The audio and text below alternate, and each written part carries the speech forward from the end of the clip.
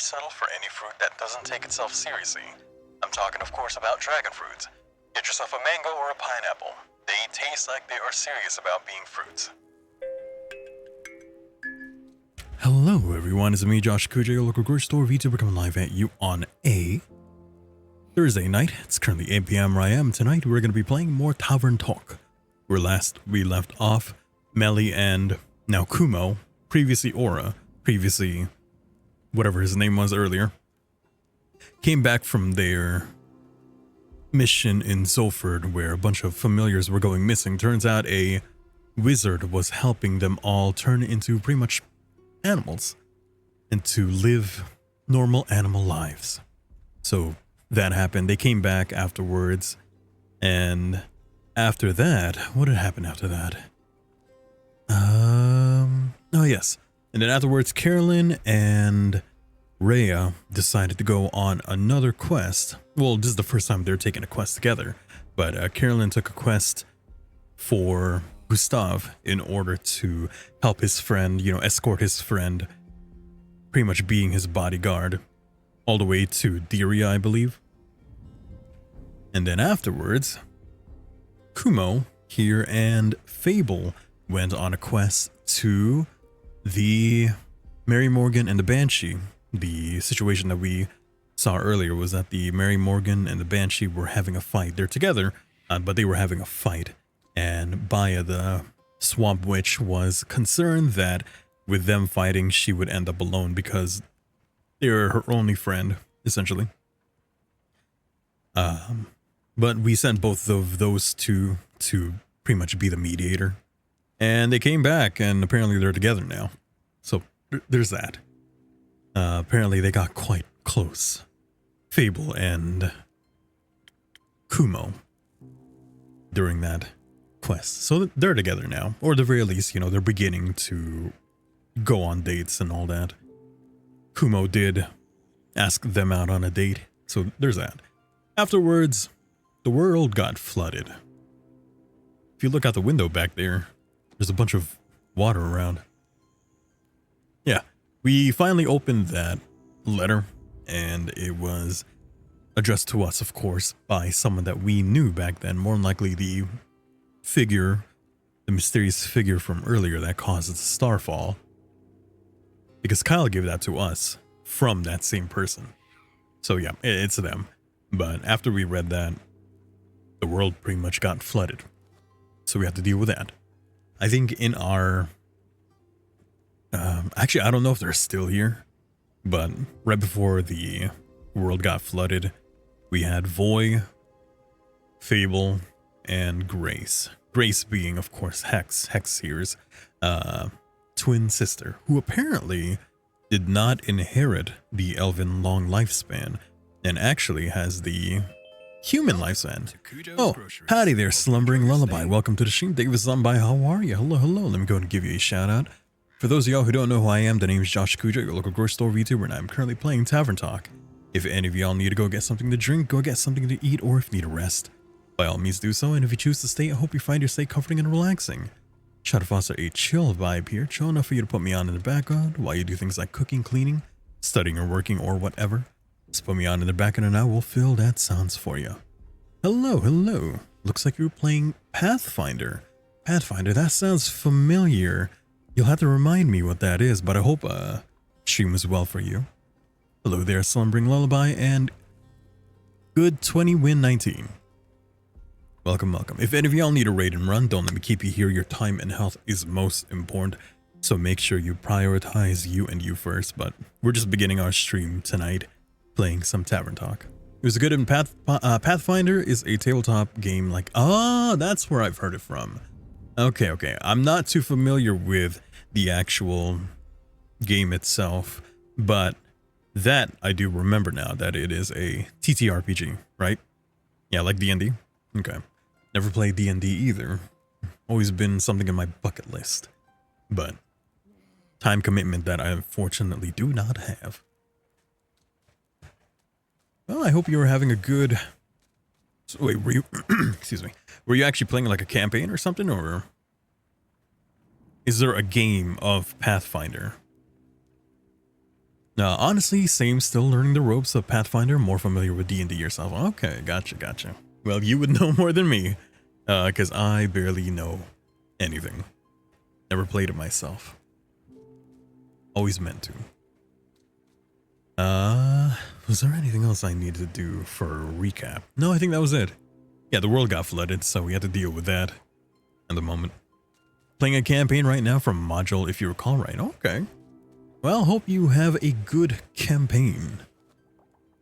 Hope all your... I'm assuming for Pathfinder, there's still dice rolls, maybe? Dice rolling? Whatever the case, I hope you have a good... I hope you have good luck. Good turnouts. Many dice rolls. Okay, well, I hope you have good dice rolls. You can tell I'm unfamiliar with the concept of TTRPGs. Grace. Is Grace here? Good mythical morning to you too, Hex. This isn't funny, Innkeeper. Tell me, is she here? Please tell me she's here. She is. I'll let her know you are too. All the dice. Every dice shall be rolled, and they will all face towards the highest number per dice. But you shall lurk to do some stream aftercare. Do it. Go for it.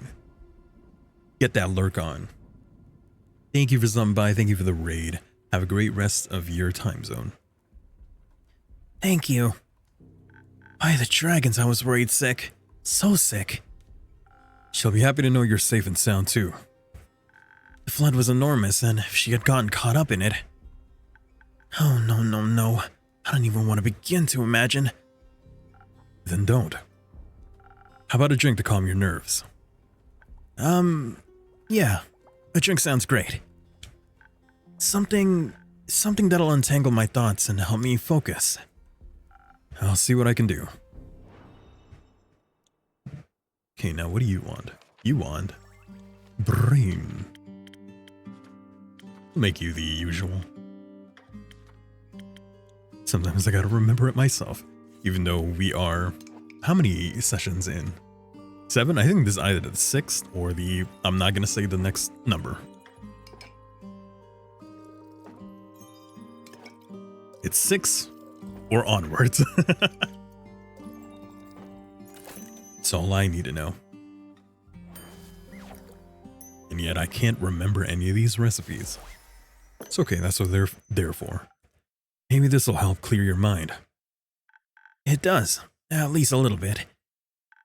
Thank you, Innkeeper. And there she is. So yeah, they're twins, however, they're both half-elves. However, Grace there, the one on the right, does not have the elven lifespan. There you go.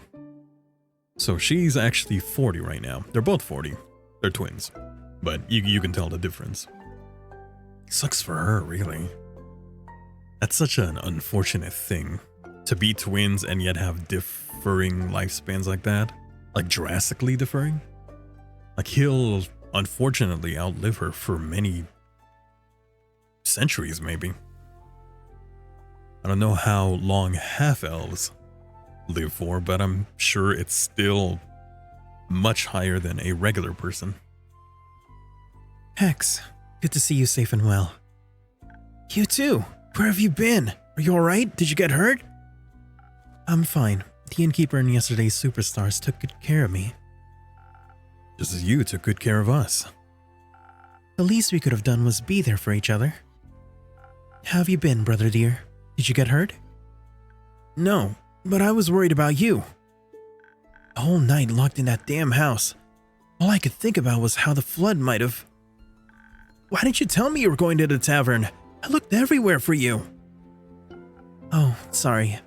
I didn't know I needed your permission to go outside. Oh, it was more sarcastic. It's like, oh, sorry. I didn't know I needed your permission to go outside. That's not what I'm trying to say. Then what are you trying to say? That you could have gotten hurt, and I wouldn't have known. I don't expect a tsunami to hit Gaia every day. That wasn't in the foreseeable future, Hexy. uncontrollable things happen, and when they do, we do our best to overcome them. Also, I can protect myself quite well. Still, how was I supposed to know that you were safe? I'm an adult, you know. You could try trusting in my capabilities. Furthermore, PSAOR. Sour. it was very useful last semester. PSAOR. Protective sigils and other remedies. Ah. Also, the tavern itself is well protected by my own brand of sigils. That's at least something. Yeah, I'm very thankful the innkeeper and his tavern kept me safe. I didn't mean to worry you. I didn't plan on being gone for so long, but then the flood happened. Okay, sure. How have you been holding up? Is the house alright? Apart from the minor damage and some leakage on the roof, I suppose it's fine. I wasn't even aware of the approaching flood until the house's foundation started trembling. I was busy in my workshop, harvesting the essence of Dimension 567 for my research. I hope you didn't rip a hole in the fiber of magic again. I didn't, and even if I did, you couldn't have stopped me. You weren't there after all. Right. But I can scold you now. You won't want to when you find out I actually managed to harvest something. You did? That's amazing. What a huge breakthrough. That would mean I created a teeny tiny rift to the astral realm and got my hands on some stardust. Well, sort of. How? I got an astral shard when the stars fell. Ah, I see. There's still the issue of never knowing exactly what might come through when you open these kinds of rifts. Could be anything or anyone. Like creatures. For example. That wouldn't be good. Yeah, it wouldn't. Because when your sister disappears again, you won't know if she got eaten by a creature or if it's just out for a stroll. Hex, cut it out. What? We get it, alright. I went away, you were worried. We get it. But I'm my own person, I can do what I like. I'm getting tired of this. Oh, me too. Then stop. Don't fight. You're tweens. You have to be close for as many, years you have left together. Howdy there, Captain Hayes. Welcome to the Sangngg with somebody. How are you? Hello. How you doing? I don't want to fight. Then don't. Sorry. It's fine. We shouldn't spend our time fighting when there's so many more interesting things going on. How about a wee bit of distraction? Oh, we could go outside and see if we can take samples of the floodwater. Exactly. Who knows? Maybe it holds spectacular rare magical properties. That sounds lit. Maybe it'll help me finish my long-term research project. Possibly. Though to access the primordial vortex you'd need. Primordial seawater, I know. But who knows what we'll find. Don't forget to fill me in on your research. Theopractically, I'd tell you anything. But only theopractically. Wouldn't have expected anything else. Thank you, Innkeeper, for hosting me all the night and all. See you soon. Bye. How long is the world gonna be flooded? Do we take care of that, or is that just gonna be a thing from now on? More importantly, what is everyone else doing? Good morning, you two. Did you two sleep well? As well as we could with the sweet song of stormy waves pattering against our windows. So very well, and with inspiring dreams. Glad to hear that. Your impromptu concert certainly helped me sleep. Because it was so boring? No, because it calmed my nerves. All of our nerves, I think. Not that I have any. You don't have nerves? Is that a phantasm thing? No, I meant those metaphorical nerves. Oh, you get those too? No, of course not. I'm Voy. It's okay, you can tell me. This is an open space. You can be true to yourself and to your heart. Be true to your heart. Just be true to your heart. Well, yes, sometimes. Mostly when I have to perform. Isn't that embarrassing?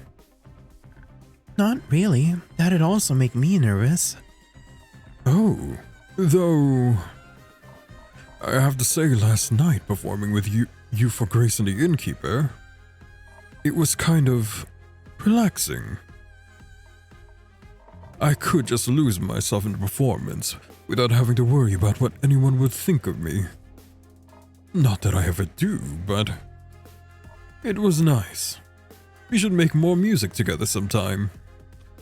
Actually, Fable just got started on a new song. I think Fable needs a little more practice first. Fable, work with Voy. Maybe you can collaborate. Really? That would be awesome. Well, actually... Yeah, you're right. That would be awesome. I think working on it together could be fun.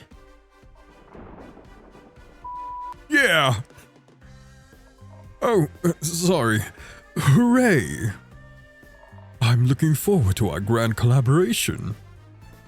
And charming you with it, Innkeeper. Alright.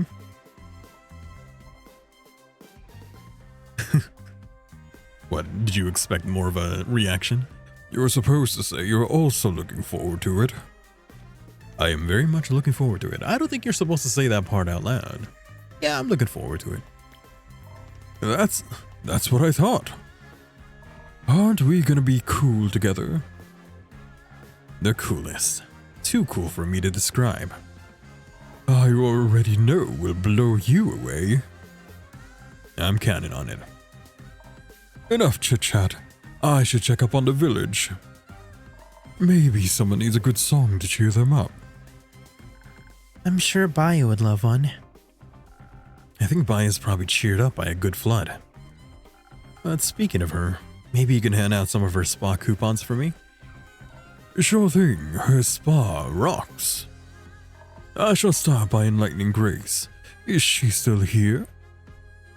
No, she just left, together with Hex. Something about primordial water. Those wizards. I'll try to catch up to them.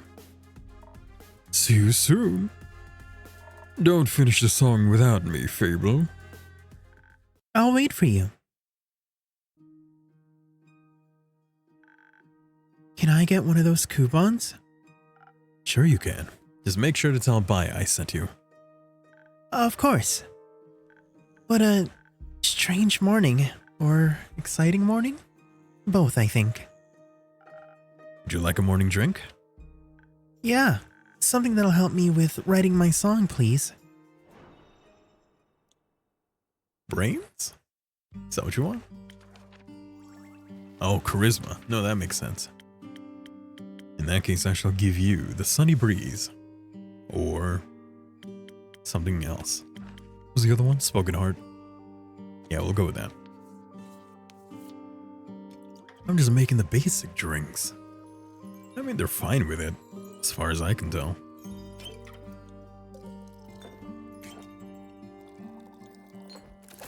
There you go. Excuse me.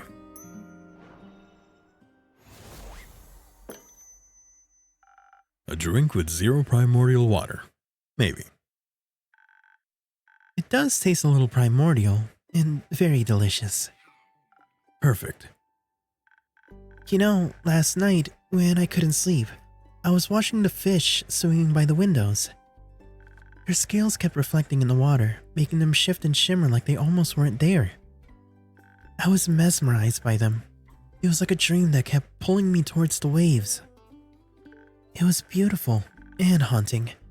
Do you think it looks like that every day somewhere? That beautiful? That haunting. I think any place we can imagine exists somewhere, if only in our heads. I'd like to see all those places. I don't think they're all safe to see. Oh, Carolyn. Oh, you're back. How was the quest? Fable. By the dragons, they're here. Are you alright? I am. The innkeep kept me safe. It's good to see you both are well too. Couldn't you have let us know you were breathing? We couldn't find you anywhere. I'm sorry. I just woke up. Were you guys worried about me? The better question is, how are they getting here? Are they swimming? I guess they have no choice. Unless they have a spell to let them walk on water. Maybe. Of course we were. Don't even know if you can swim. I can. Can you? Of course. No. Aw, Lynn. Oh, we should teach you sometime. Sure. Thank you two for worrying about me, but I actually had a pretty nice night. Boy and I gave Grace and the innkeeper a small concert while we were all stuck inside. Who's Voy? Oh, sad that we missed that. Is he actually crying? Oh, he is. I could track down Voy to give you guys an encore. That'd be nice. I'm sorry I didn't get around to picking you up. It's okay. I bet the roads were a bit busy. Yeah, it was a little tough getting out. Rufus loved it though. Think he made some new friends. Seems like this catastrophe had some pleasant side effects. What happened anyway? Did a whale eat a moon this time? No idea what that's supposed to mean, but no. Or maybe. No idea how it happened. They say the primordial sea flooded the Twilight Chasm, and it all spilled out through its portals into Fisoa, leaving us with this mess. That's new.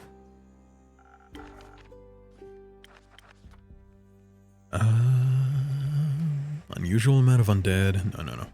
Primordial sea has flooded the Twilight Chasm and has ultimately reached Fisoa. Maybe it washed up something interesting.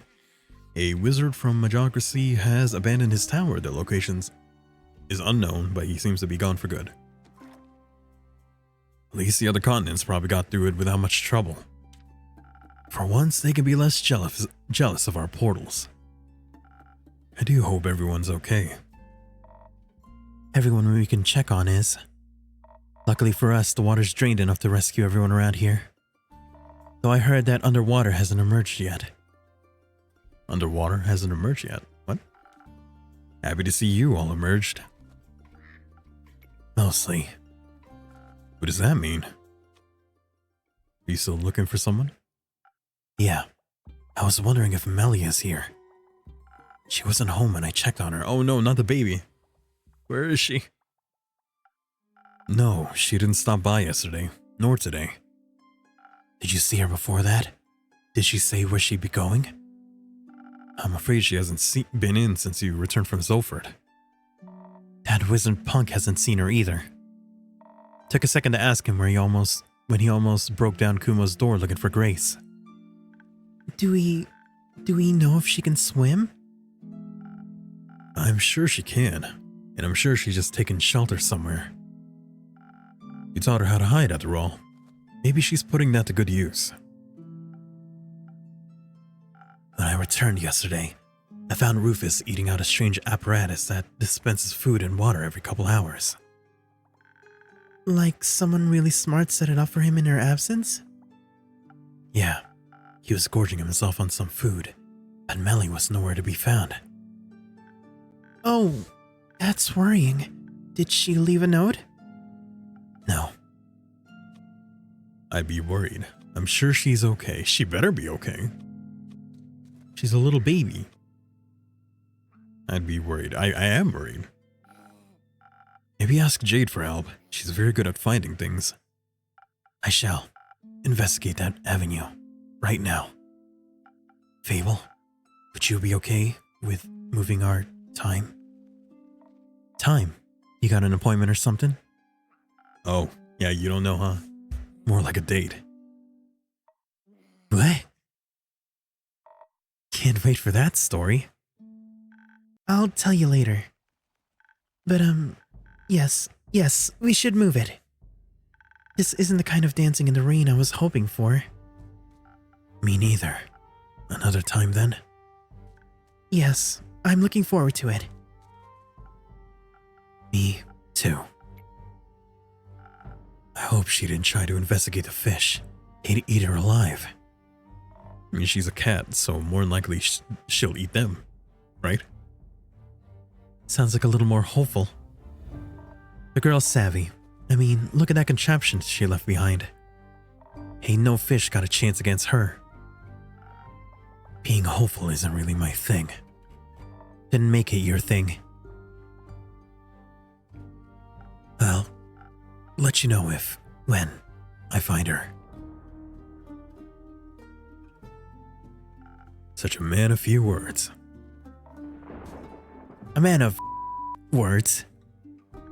He's just worried. Uh-huh. Speaking of worries and words, Lynn, it's good to see you're finally back. How's the escorting? I hope you didn't get too wet. It happened. How did it happen? Well, actually, this can wait a bit, right? No. Did something bad happen? Oh shit, did I get it wrong? Too bad. My life doesn't run on your schedule. Have some patience. I'm not very patient. Not my problem. I'd like to check up on Uncle Dragon. Make sure that old fart is still up and running.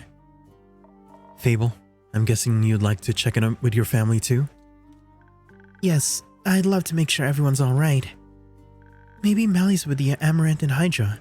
She really wanted to ask you for tea recommendations. What about my story? You'll hear the darn thing soon enough. Don't get too excited about it. I'll see if I can drag Rhea and Fancy Pants along as well. Think they could use a drink. Speaking of which, got one for the road? Sure thing. Something strong to get you through all that socializing? You got it. Strong. Why do I get the feeling that I fucked up during that one quest? I did save right before I gave her that drink, so maybe I'll have to go back. Hope nothing bad happened. Now that I think about it, there was a lot of danger, physical danger on the way to Diria. I feel like I should have given them defense instead of charisma. Oh no.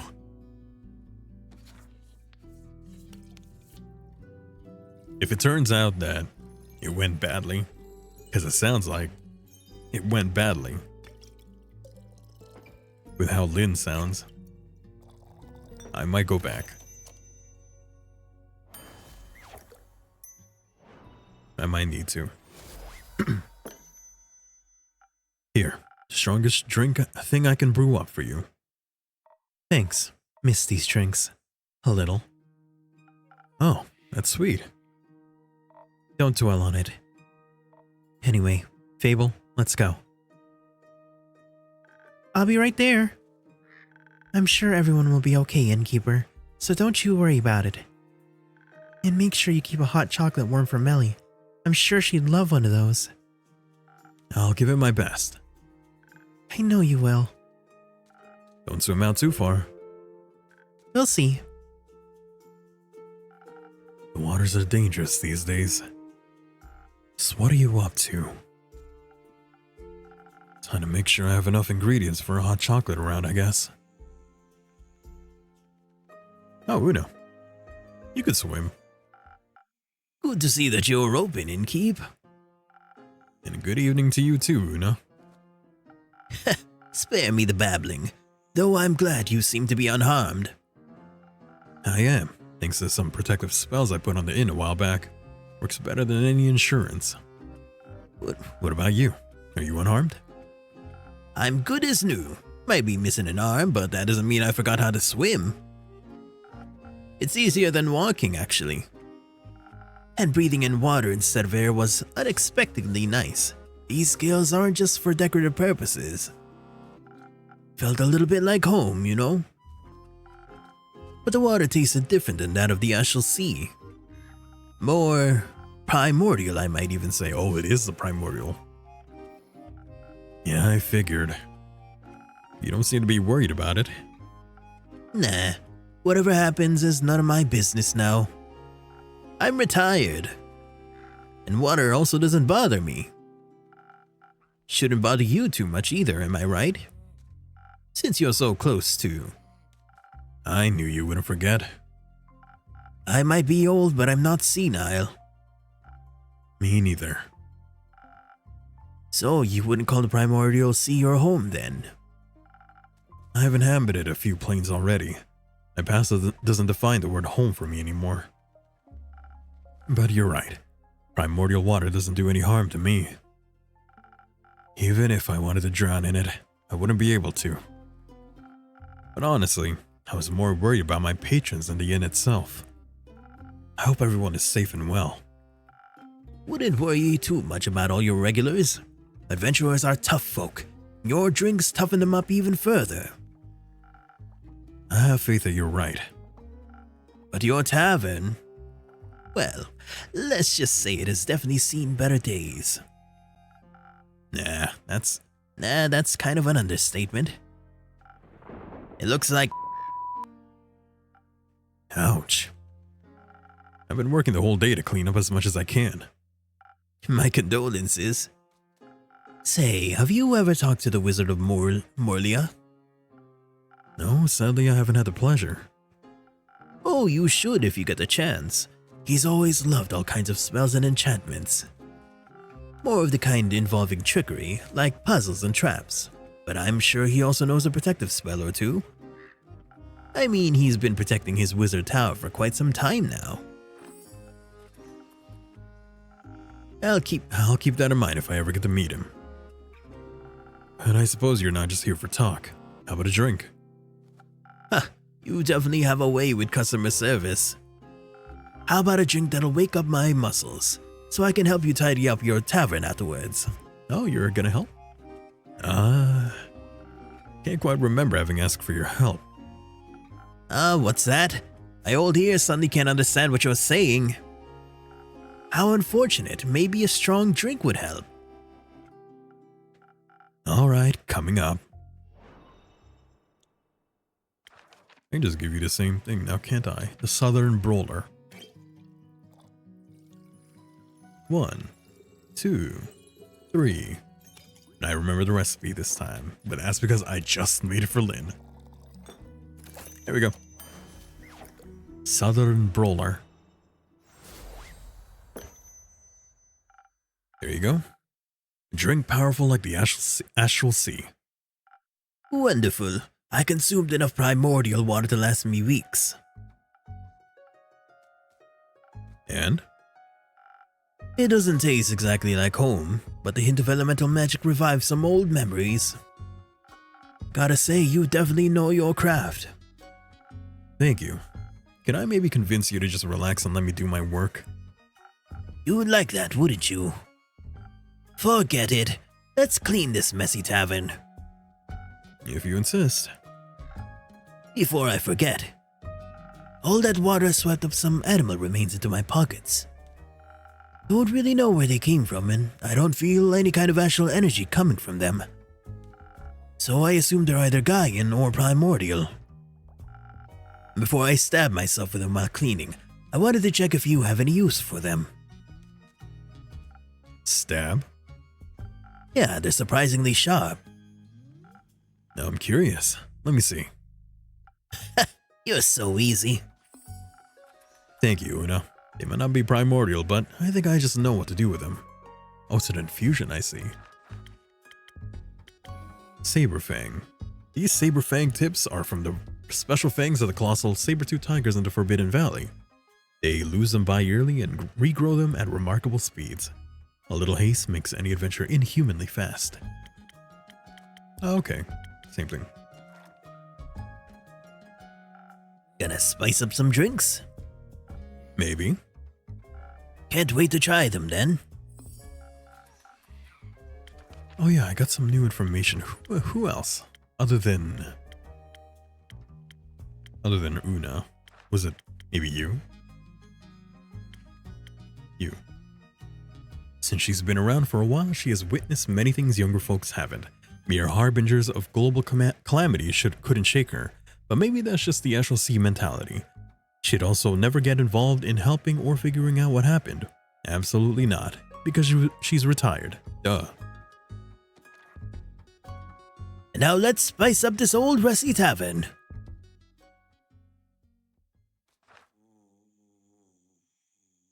Lynn, Rhea, Okay, now tell me, did I mess up?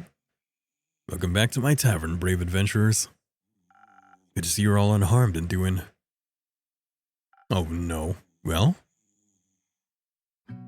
I think I messed up. Gustav does not look happy at all. We're gonna have to go back. At least we didn't drown. By the way, who's that granny on your porch? She looks like she's collecting driftwood. Don't mind her. She's an old friend of mine with some weird habits. She wanted to help tidy up my tavern after the flood. It's kinda nice, actually. I suppose so. Couldn't convince her to let me do it alone. Did the flood hit you as well? You bet. Had to hold on to Rhea for a few seconds there, or else she would have been swept away. Had to hold on to Rhea for a quick second there, or else she would have been swept away like a twig. Hold your weesht. We had just passed Themis when it happened. Luckily, there were 2 carriages nearby, wedged between 2 sturdy trees and a large boulder. We managed to pull ourselves out of the raging water and into those carriages. Thank the dragons. Could have gone south real quick. And your tavern looks a wee bit wet as well. It is. I've been working non-stop to clean it up. That's not good. Working non-stop? Comes with being self-employed, I guess. No, I meant the flood. Never heard of a flood that massive. It spread all the way from Themis to Zenith. You're right. We certainly aren't that close to the sea. Themis maybe, but not you're in. It's also very recent. Have to wait until we know the true extent of it. What about your mission? Did you complete it before the flood started? Did the escort die? I mean, like the person they were trying to protect? Come to think of it, Archie, you've been awfully quiet lately. It's very unlike the noble hero I know. Give him a break, would you? He had some pretty rough nights. Oh, did something go wrong? The drink you prepared for us, with those golden feathers. I remember. I mean, it did what it was supposed to. But it wasn't enough. Don't know if another potion could have changed our fate, though. What happened? We're definitely gonna have to go back. I guess I'm telling the story then. Let's begin. We actually would have been well prepared if this had been a normal escorting mission, that is. It all started just like a regular quest. We met our client in his temporary abode. Which looked like it was worth more money than Kira and I will ever make in our lives. Combined. Correct. Anyways, our client's name is Theodore. Theodore Hugo Frederick Sinclair III, to be exact. He told us politely not to call him by his full name, so we agreed on Theodore. He's a noble son of some multi-diplomat, hence the long name. I figured. And you had to get him to Dirya because of some financial conflicts between them and the mainland. Correct. At first, everything went surprisingly well. Since the magical bridge got destroyed, we had to get to Dirya by ship. Because of the dispute, no ships from the mainland are allowed to dock in Amasa, so we had to take the long way. From the port of Windmoor in the Windy Meadows to Twin Burrow, and then to Amasa by foot. All with a young nobleman that rarely strays from home. The kid had some quirks and mannerisms neither of us were familiar with. But luckily Archie was here to help us out. Excuse me. I tend to be a bit wary about around rich people, but we actually got along quite well. Especially little Archie here was hanging on his every word. We didn't take the main road to avoid too much unwanted attention. Moving quickly through the Dirya tundra, we only encountered a few obstacles like tree trunks. Ray and I kept the path clear while Archie entertained our client. He was quite useful after all, even though it was his first quest. He definitely knew how to tell stories and keep us entertained. Theodore loved every tale Archie told. Yeah, seems like you're a natural-born storyteller. You also have a surprising amount of knowledge about plants and stuff in that orange head of yours. I'm glad I could be of help. Theo rarely went outside, so I assisted with my knowledge of plants that sting or those with poison. It's a very helpful skill. Everything went as planned until the sun started setting. I think my ears picked it up first. They were like a bunch of low humming sounds, far away still, but definitely unusual. Didn't hear anything, but I'd always trust the fluffy ears of a Vukakeen over me own. I asked the two boys if those types of sounds were common around here, but they both denied it. That's when I started getting this weird feeling in my guts. Every experienced adventurer develops that sooner or later. It's like a sixth sense that keeps you out of trouble. I know what you're talking about. A looming feeling deep within your stomach. I knew something was wrong, and that if we didn't get out of there, our situation would only get worse. At first, I just told Rhea. Didn't want to alarm the two boys. Your client should never be afraid. That's just bad customer service. Agreed. So we quietly tried to figure out what to do. And then I could also faintly hear the deep sounds. By then, I could also... By then, she said. But if I could hear them, Archie and Theodore could as well. And they also heard us talking. That's unfortunate. We agreed on positioning the two boys between us, even though Archie proclaimed he could fight as well.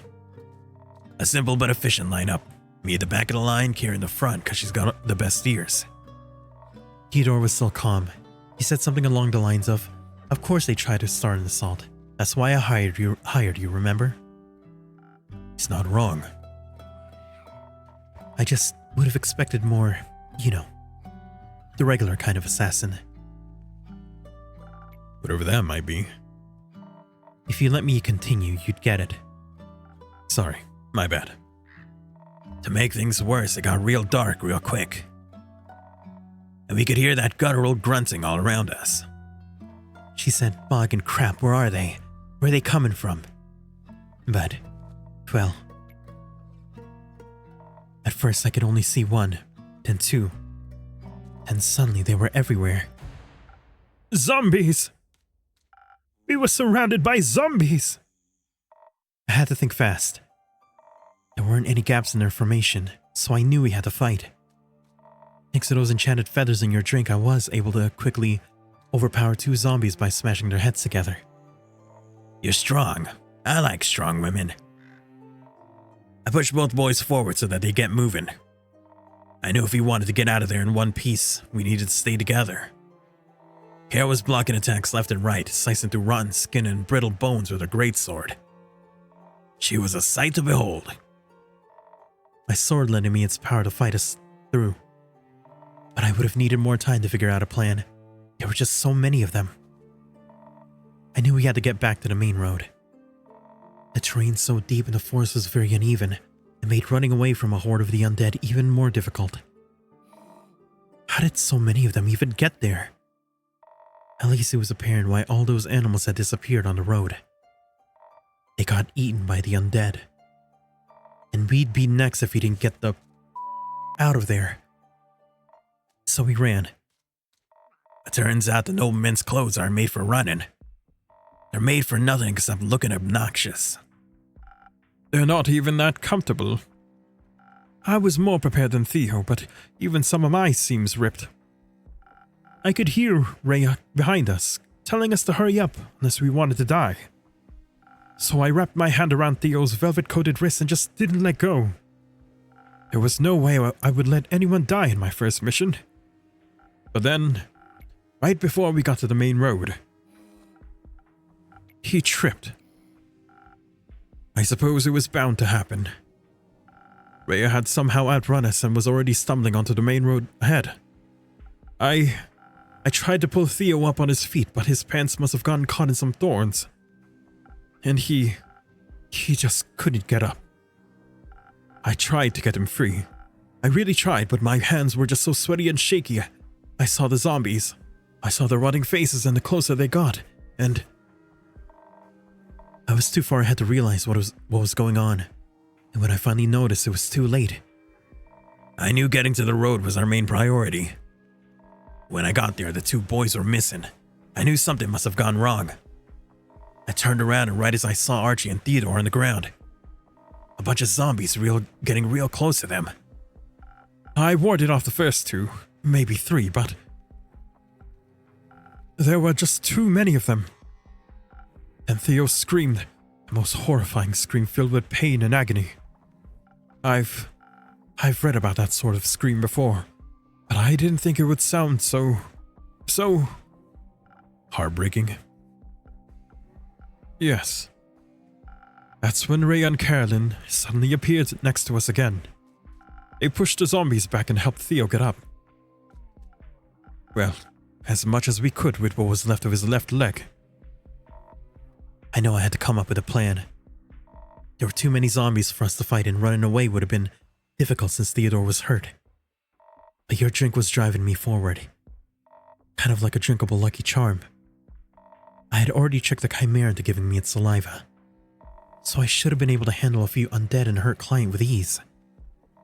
You tricked the Chimera. Sure did. You truly are full of wonders. And since fighting also wasn't a possibility this time, I thought, maybe I could outsmart the undead. Theo was hurt, and he also wasn't looking too good. The undead seemed to be drawn to the smell of his fresh blood. And thanks to your drink, I was still quite hasty. I knew I could outrun any dead. So on a whim, I turned back to the other three.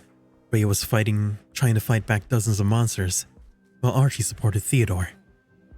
I grabbed a piece of bloodied cloth that had been ripped off of Theodore's leg. I don't know if they listened or if it was just the smell that drew them to me, but I yelled, "I'm here! Come and get your fresh piece of meat!" I thought she'd gone crazy, I tell you. But it was a smart move. I definitely had their attention. Archie was out of it, and so I told Ray to just follow the path to Amasa and treat Theodore's wounds as quickly as possible. I would catch up to them as soon as I was done there. And that's what we did. I don't argue with women that are taller and faster than me. Your quick thinking probably saved our... Good call, both of you. I led those brain-dead monsters in the opposite direction. Turns out I could easily outrun them. But I wanted to get rid of them once and for all, or else we wouldn't have been safe for long. And as soon as I spotted a cliff between the trees with nothing but a vast sea further on, I knew what to do. I knew I had to override my instincts, so it was kind of dangerous. But I yelled one more time. "Come and get me if you can." Then I threw the piece of cloth over the cliff. My instincts kicked in, wanting to play fetch. Luckily, my will was stronger than the monsters. Oh, she did that because she was trying to play fetch. Well, she was holding back her instincts. She did say that Vukukeen liked playing fetch. One after another, they tried to catch the blood-drenched fabric and jumped, falling to their, well, hopefully final deaths. I can't believe that actually worked.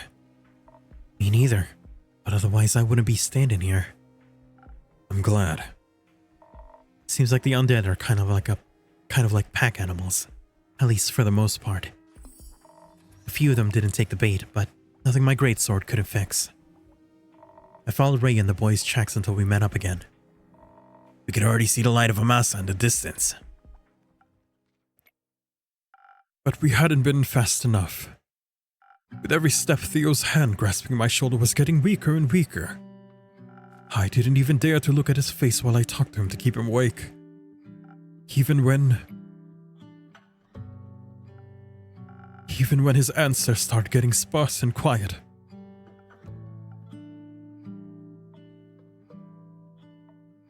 He definitely died. But you made it, right?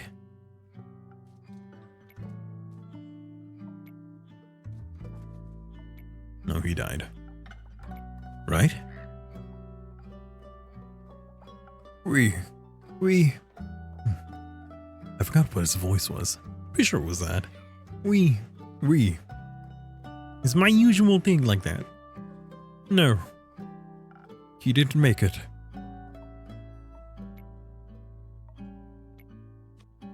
Tell me that's not true. I wish it wasn't. But I'd never lie about someone's death. Especially not his. I'm so sorry, Archie. I didn't know the mission would be so danger. It's not your fault, Innkeep. It's none of our faults either. Maybe I should have prepared a different drink for her. It's all right. We did our best. Things don't always go as planned. I guess life isn't as magically perfect as the numerous tales I've read would suggest. Bad things can happen to anyone, even to those with the purest of hearts. Some may deserve it, but most don't. I just wish it wouldn't have been him. It's just a selfish thought, but I can't get it out of my head. And that's fine. It's just not fair. Why him? I apologize. I didn't mean to raise my voice like that. It's all right, kid. We know the pain you feel. You know, some deaths are inevitable. Illness, old age, whatever it may be. Those are easier to stomach, even if they hurt. That's true. And then there are deaths which are completely unexpected. Those don't feel fair to us. They make us think, if only I did this, if only I said that, and so forth. But you mustn't dwell on those feelings. Oops. It's okay to mourn, but you can't change the past. The only thing you can change is the future. Live your life your friend would have wanted for you. Make him proud. I suppose you're right. What did you do then? You still go to Amasa? We did, yes. He must have died just before we arrived. Someone from the Night Watch recognized him. We were immediately surrounded by healers, but it was already too late. You may bring bodies back from the dead, but not souls. After we explained the situation and how I got rid of the zombies, he offered for us to stay the night. We needed some rest before making our way back the next morning.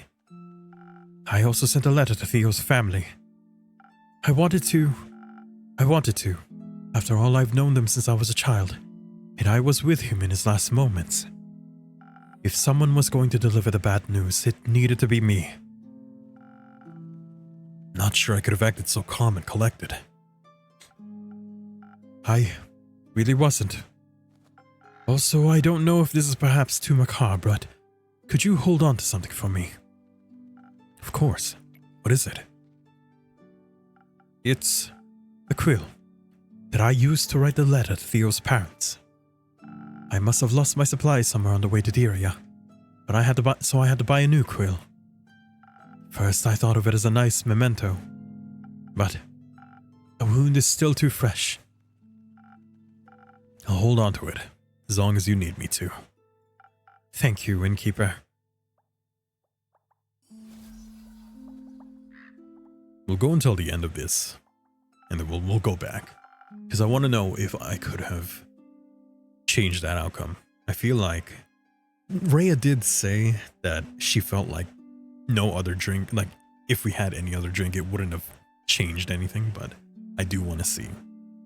Because this is the first time that I've maybe chosen wrong, like they failed a mission. Just what is going to happen with the dispute between Diri and the mainland now? Now that an ambassador has died on Dirian soil. It's just such a big mess. And we didn't fix anything.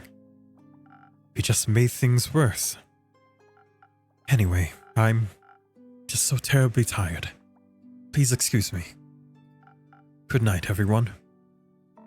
You want to sleep here tonight? Sometimes a little company can do wonders. You'll be safe from any potential floods. I'll also be sleeping here. I suppose you're right. Maybe I'll occupy one of your rooms then, dear innkeeper. Of course. Go on right ahead.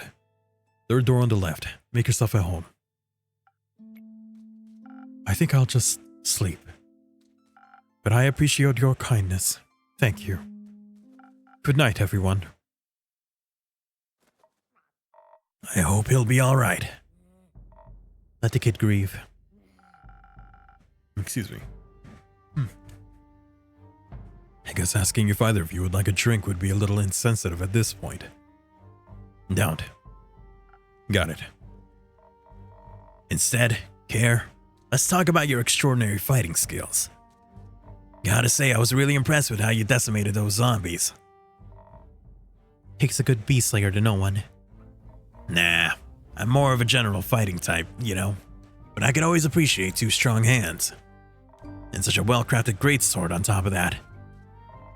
Happy to see you appreciate solid craftsmanship. It was a gift from my Baba. She told me the great dragons themselves gifted it to her, but I don't know if that's true. Have you ever heard of the great axe of Ur? The most powerful weapon ever, forged by the origin of the world themselves? You bet. You think it really exists? I mean, my Baba loved to tell stories. But if her sword was made by the dragons, maybe Ur's great axe is also more than just a myth. The wars had their origins on the subterranean caves, you know, on the plain of Ur. I grew up in a labyrinth of caves, surrounded by gems and ores, legends and tales. I mean, I haven't seen it with my own 2 eyes yet, but I'm convinced a legendary weapon exists. I bet it's so large I probably wouldn't even recognize it as an axe. I've heard Ur kept it in her resting place at all times. Yeah, though so far no one has found that yet. And hopefully no one ever has. Sorry, that's me. And hopefully no one ever has to. What do you mean? You know the tale. Someone must wake Ur up. The apocalypse would begin. But that's just an old tale, right? Something you tell kids that don't want to eat their food. You know, eat up or Ur will awaken. Questionable parenting techniques if you ask me. Yeah, I got to hear that a few times when I was still a wee bairn. Bairn? All those tales ever did was make me want to craft a legendary weapon myself. Have you ever made something like it? Not yet, but I will soon. I make the greatest weapon ever forged and smash this year's Orhard blacksmithing competition to bits. I'll outcraft my ex-husband with ease. That. Ex-husband? Yeah, we used to work together. Now he claims I wouldn't stand a chance without him, but I'll prove him wrong. Oops, I accidentally pressed it again. Anyway, Innkeep, Care, I think it's getting quite late, and it's been an exhausting week. Absolutely agreed. Let's get some rest. And then look for another quest elsewhere to afford me crafting materials. Good night, you two. Good night, Lynn. Night, Innkeep. Okay. We're gonna save the next morning. Then we're gonna load up that other save.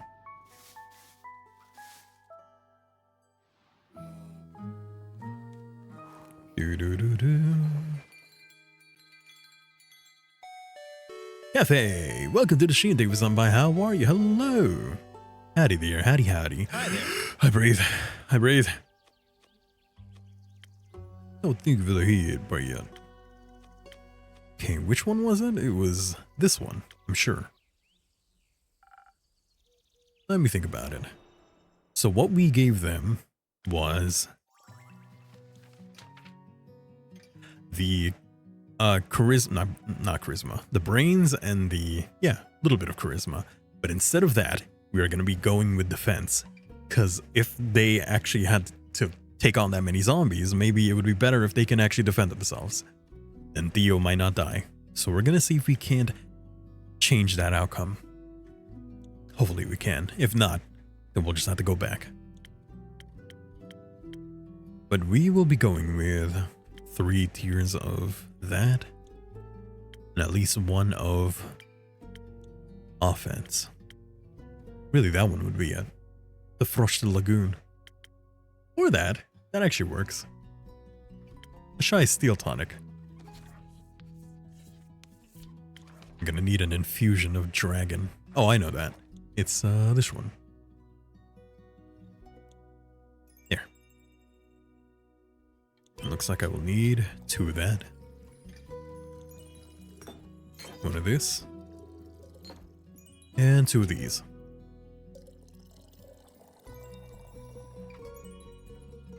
No? Oh, I think only 1.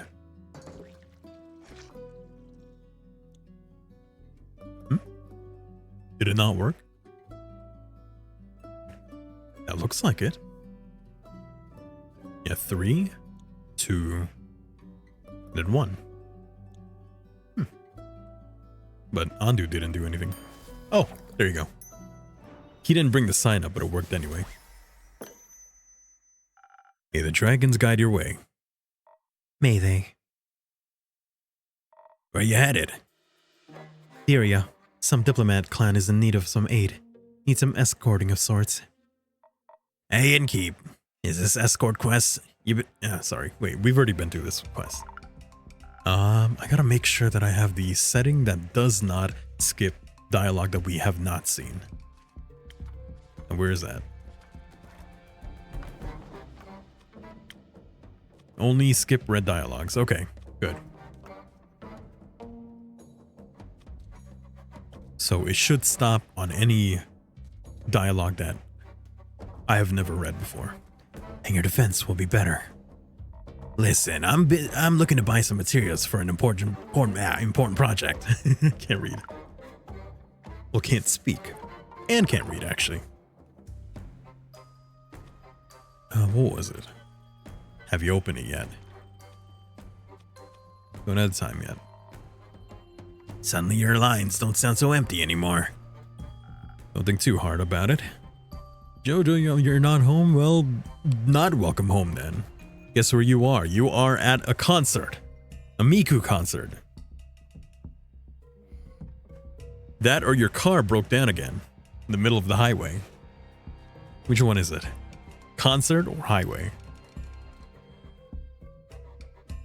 That or you're at a restaurant. You're at a Buc-ee's. You're on the highway. Did your car break down again? Are you okay? Is it your battery? Almost highway. Oh, are you driving? Are you driving right now? Don't drive and chat. Or maybe you're in traffic right now. Oh, it's stalled in the gas station. Dang, really? Are you gonna have to get your car towed again? Are you waiting to get your car towed again or something? I'm sorry to hear that. But that quest that I sent Lynn and Rhea on, they failed the quest. Unfortunately, their escort died. Your friend's dad forgot to bolt down the battery after installing an alternator. Oh, really? Damn. Car troubles with you, huh? Sorry to hear that. What's your plan right now? What's going on? Someone coming by? Someone driving by? Or hopefully you got some help. It actually died yesterday night because the alternator was faulty. Oof. Don't think about it too hard. And here's Gustav. Except this time, he should be okay. You think about what? Nothing. We're gonna go ahead and skip all this. It's fine now, just need to drive home and tighten down the battery. Drive home safe. Be safe out there. You're good. Are you sure? No, but who cares? You're currently at a Culver's because you're hungry. Okay, not a Buc-ee's, but a Culver's. Is that a burger joint? I don't think I have Culver's in my area. Not in my region, anyway. I think you should take the quest instead, Fable. Why don't you two go together? Hey, they told you not to stop the car until you're home, bud. And then you stop the car. You stopped the car? It's a Midwest burger joint. I knew the name. Never been myself, of course. I've only been to Virginia, and Washington and California and Oregon. Those are the only states that I've been to. And Maryland. And Washington, D.C., technically. But that was a long time ago. Back when Bush was president. I think. Yes. Yes. It would have been Bush still. Watch the car be dead again because you stopped to get food before going on. That's what I was thinking. Hopefully your car works by the time that you're done eating.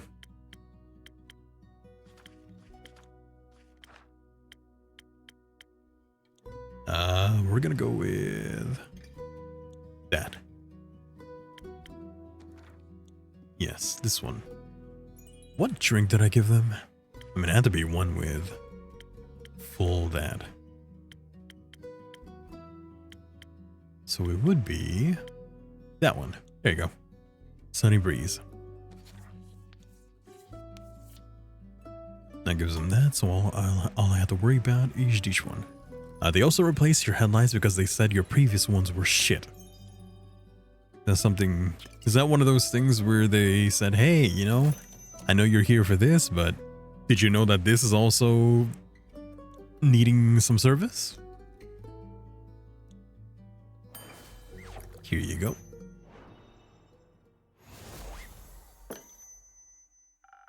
Direct approach is better. Okay. Let them have their little meet cute. You should let Melino know you're leaving. You've been doing very well, I know, but you have to try anyway.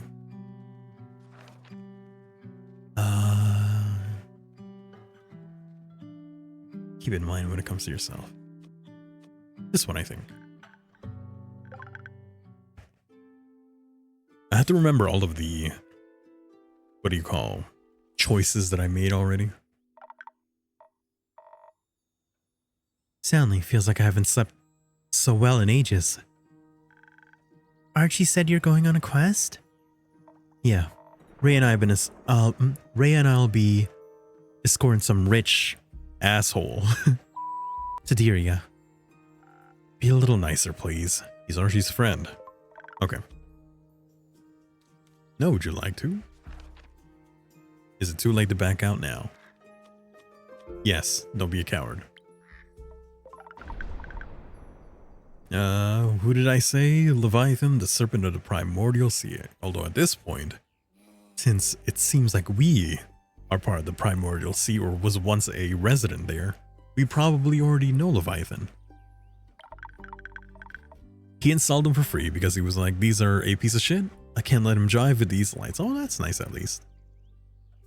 That's good. Are they nice and bright? Or are they the type to, you know, blind people? The ones that are way too bright. Those LED lights. Mm-hmm. You taking that sheep fish thing along? Maybe. I think we might let him stay with Melina, so she isn't so alone. Or so he isn't at risk of losing him. Probably both. Not a bad idea. Would hate for her to be all alone while you two go chasing ghosts. Maybe we could send Grace over to check up on her. Okay. They're brighter because your previous lights were dim as shit. Oh, okay. Gotcha. I hate driving at night with the people whose headlights are way too bright. Because I already got astigmatism and it ain't helping. It does not help in the slightest.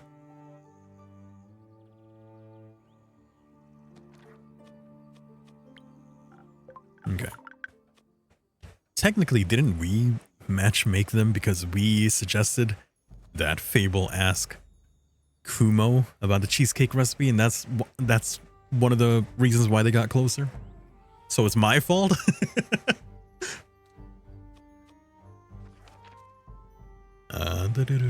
Kill werewolves.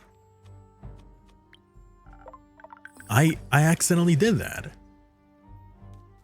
Excuse me. Not entirely. Well, I'm partially at fault.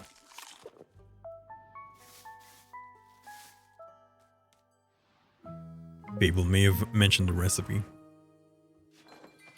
But if I had discouraged them into asking Kumo, maybe they wouldn't have. I feel like they would have still. They already seemed like at that point, Kumo was already braiding their hair. So there's that. We're gonna go ahead and skip all this because we've already done it. Right before the mission, you were asked if this was a good idea. It was a good idea. They ended up doing well. You're just gonna get the Southern Brawler.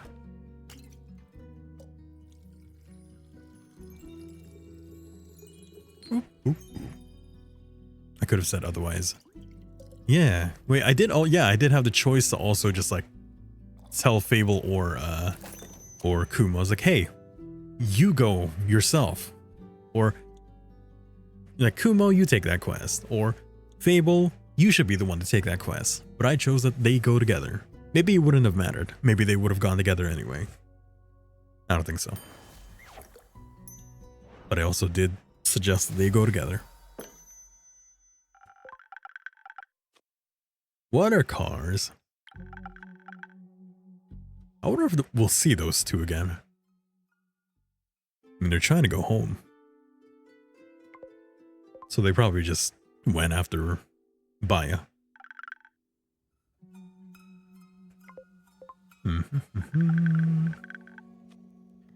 Trip to the Nightmare Realm. Yes. Nightmares, heck yeah, haven't had one of those in a while. Oh, I accidentally picked a different outcome. Well, hopefully it turns out well. Nightmares, hell yeah, haven't had one of those in a while. Sounds dope. Make sure you don't lose your heads, though. Mines. No promises. Can't wait to show you my mud masks. Okay, we've already done that.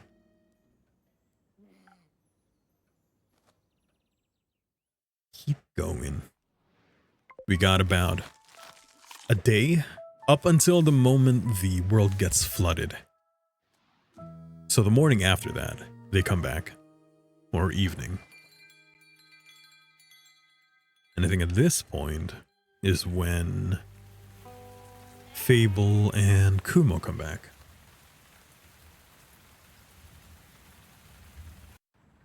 Oop. Yeah, there's Grace. What do you need, huh? Brain? I gotcha. I'll give you brain. Wait, pause.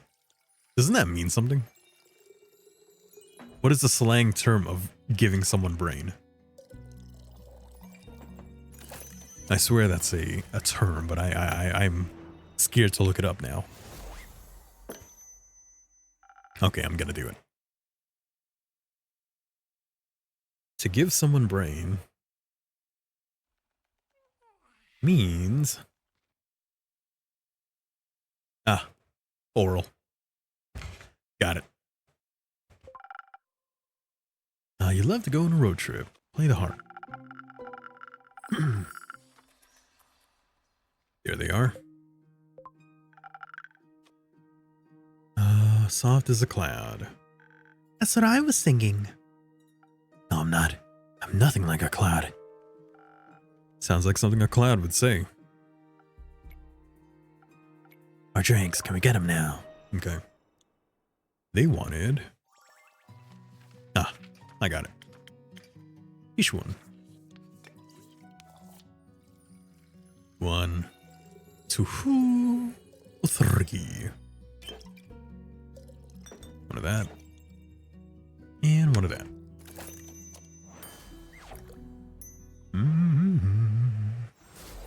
Alright, you go ahead and tell me about your tale about you two getting together. That's fine. Each one. 3 of that. One of this. I like how I only need to do a little bit of a pour, and then it just automatically fills up anyway. So we're good. Keep going. I like the new hair, by the way.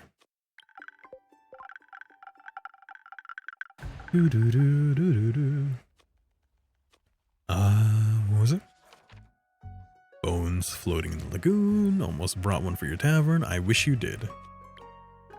I want bones. Well, technically, Una does give me bones. Or rather a tooth. Which is kind of like a bone. Kind of. Yeah? Date.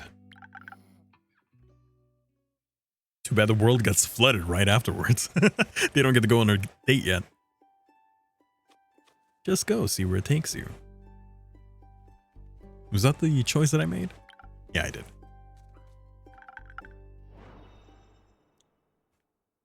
Now what? Swift strike. That one I did not remember the recipe. So I guess I have memorized 2 of them. Spoken Heart. No. The mind one, and then the other one.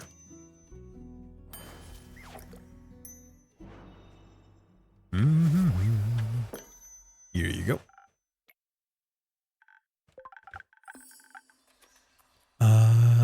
Can't wait to see what you'll do. I don't know if you should do everything. There. At some point, Voy comes back. So you like it. It's wonderful.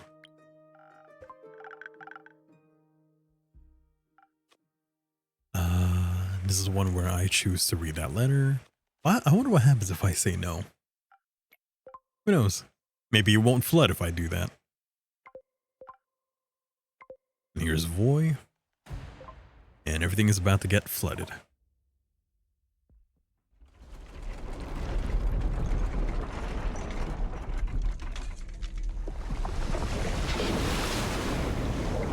And that's at least, I don't even know, 6 feet? 6 feet of water? Oh, even more than that. Maybe like 10 feet of water. Just like you, innkeeper. Are you flirting with the innkeeper? It isn't?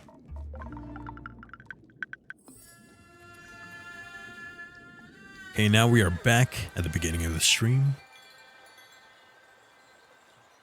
Except this time, hopefully, Lynn succeeded. Lynn and Rhea succeeded. And Gustav. We're gonna go ahead and do that. What did he want? He wanted the brain. 1, 2, 3.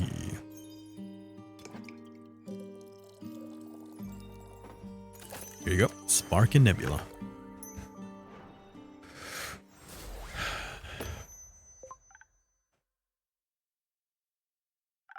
Those two have their talk. Afterwards, who comes next? I think it is Fable and Voy. Yep. After Voy leaves, it should be Lynn that comes back.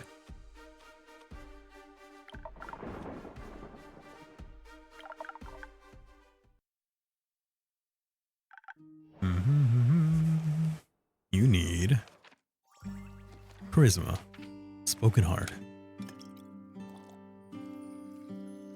See if I can remember the recipe. So this one, and then this one. Yeah. I'm good.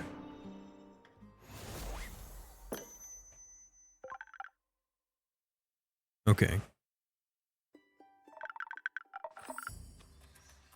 Still looking for someone. They're looking for Melly, who is nowhere to be found after the world flooded. Sure she's okay, I'd be worried. Okay. Sure was something. Certainly have enough nobility for a while. Had enough nobility for a while. Okay, sounds like Theodore lived. Maybe. Probably, hopefully. Got any more details for me? Well, actually, this can wait a bit, right? Yeah. Thanks for understanding. I'll be back later, once I can think more clearly. I'd like to check up on Uncle Drake and make sure that old fart is still up and running.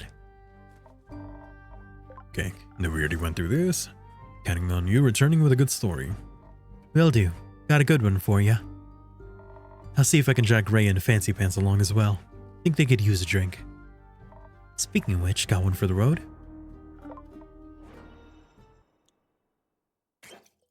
Here. 2, 3. That. It was this one, yeah? Ish.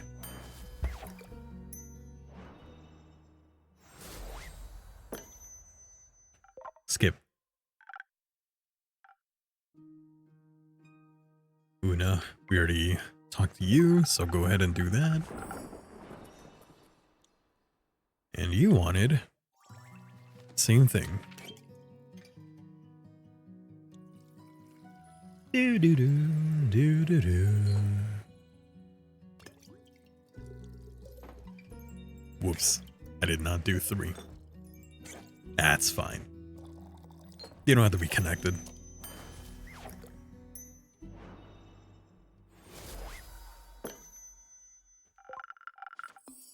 Which should lead us to... There they are. Alright, now the outcome should have changed. Before we do that, we just need to get through all these. Okay.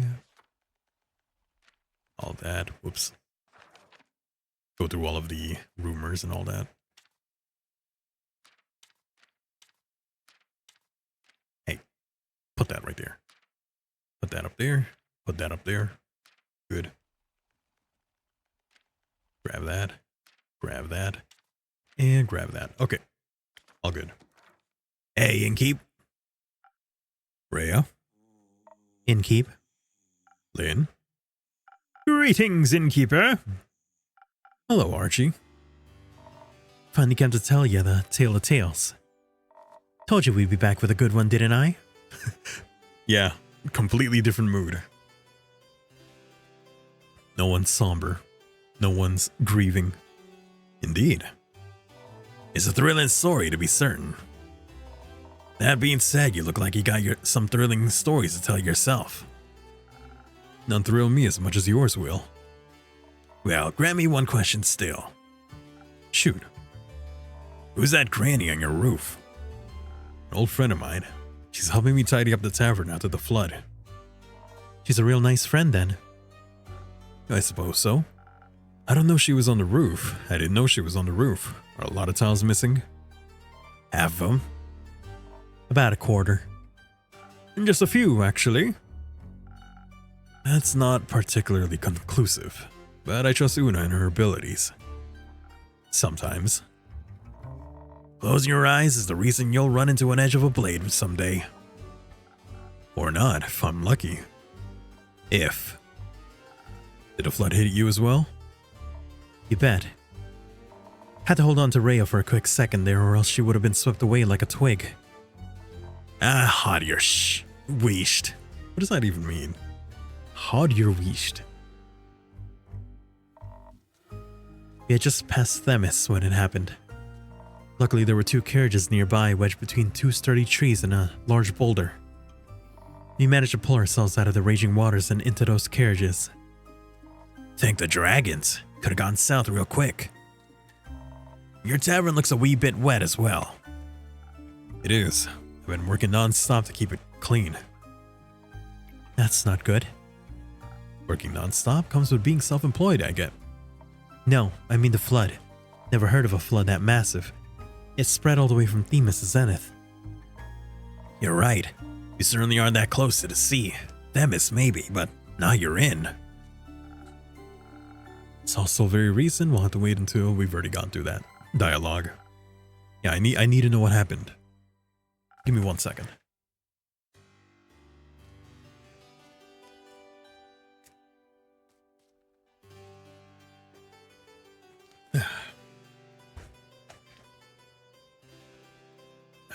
Stretch.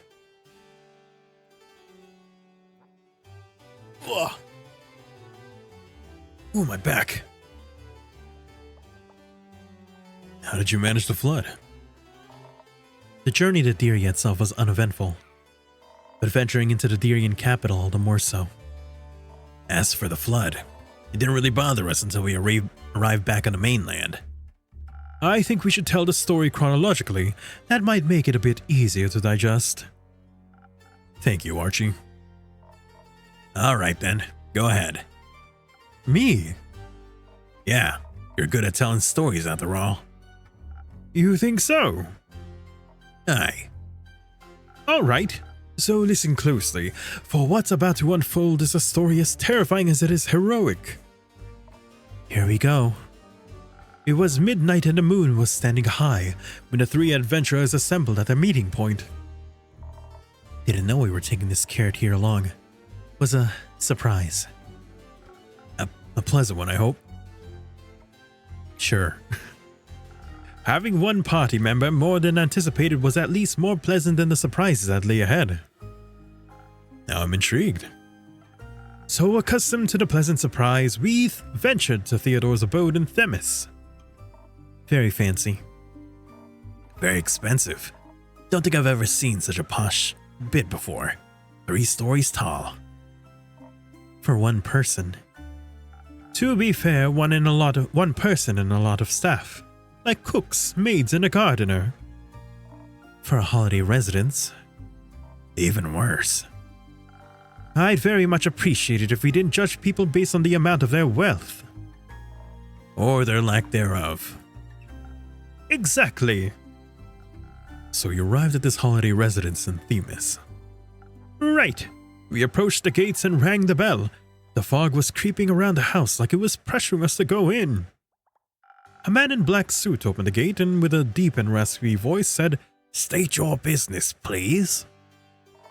Some sort of butler told him, "Listen up, clown. You're a business." Which wasn't very polite. No one asked you.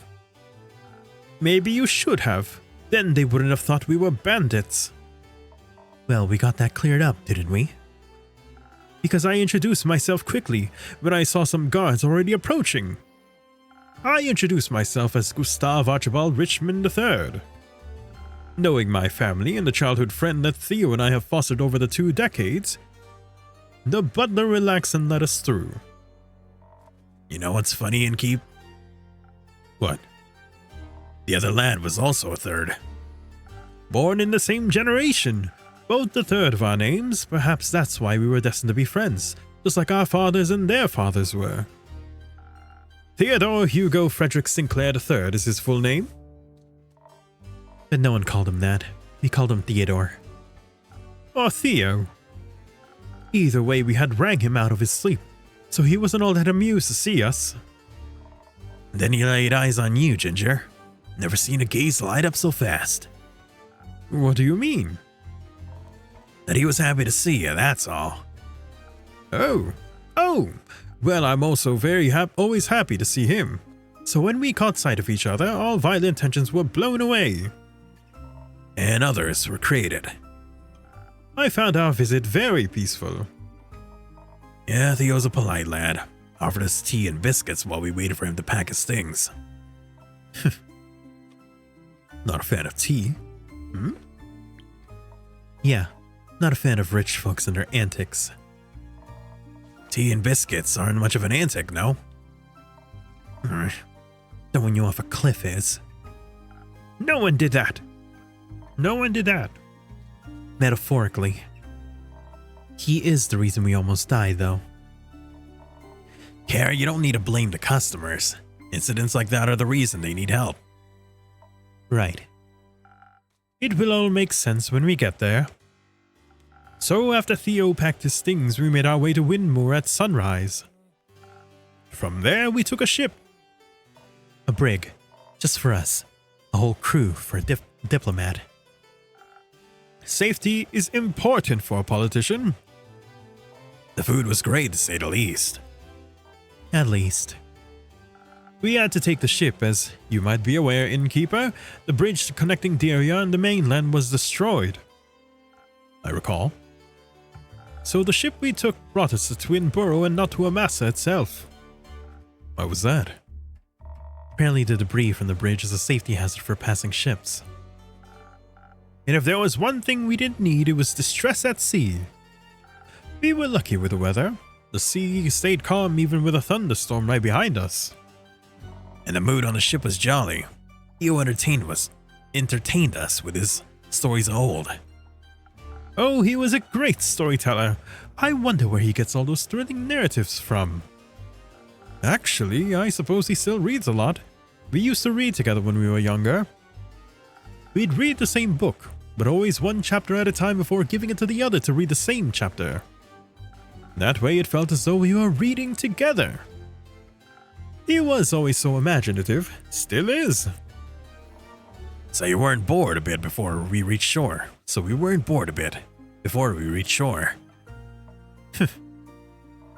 You're not so bad yourself at stories, lad. I'm glad you liked him. Already working on a story about you two. The claw of Ereve and the hammer of...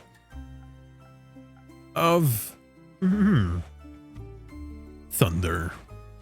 Justice. Thunder. Ray of Frostgrip. The hammer of... Thunder? No. Ray of Frostgrip, the hammer of thunderous strikes.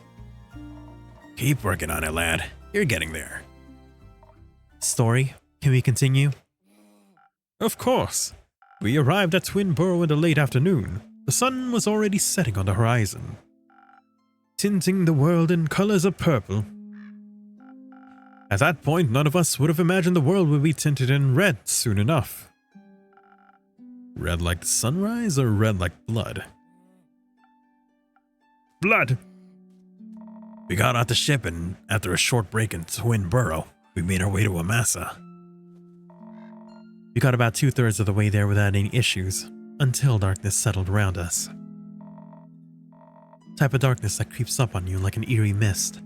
Type of darkness that chokes all the noise out of the world. You know something is going on if you hear nothing.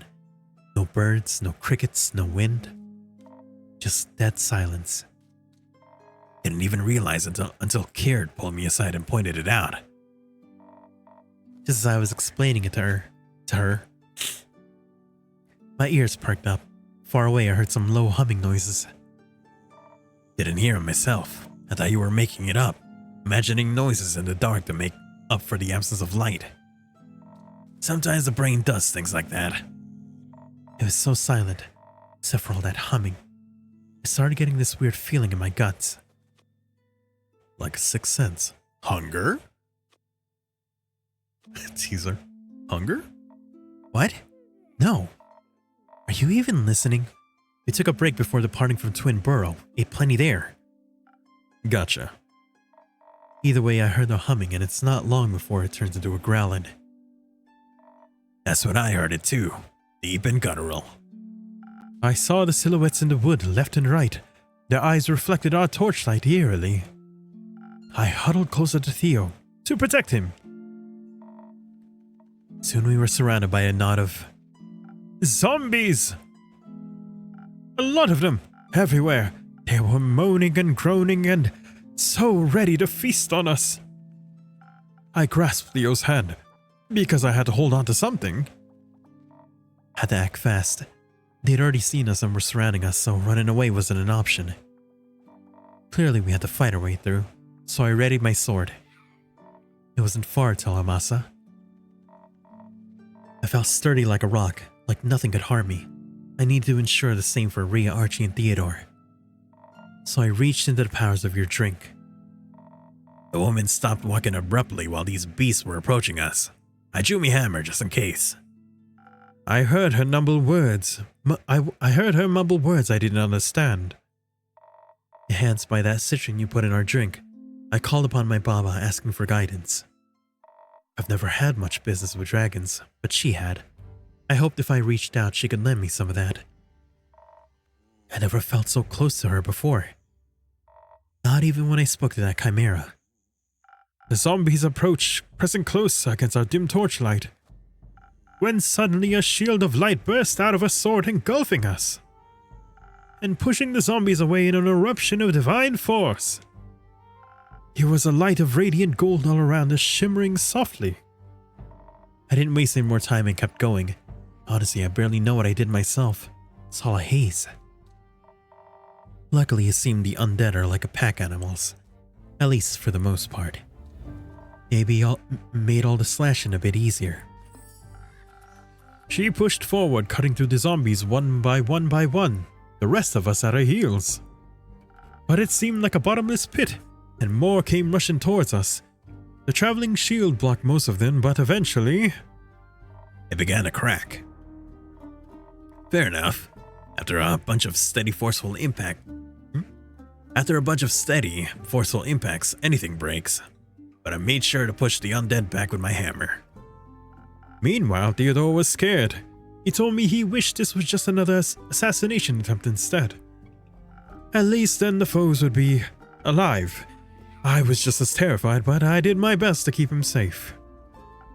Then he tripped and fell.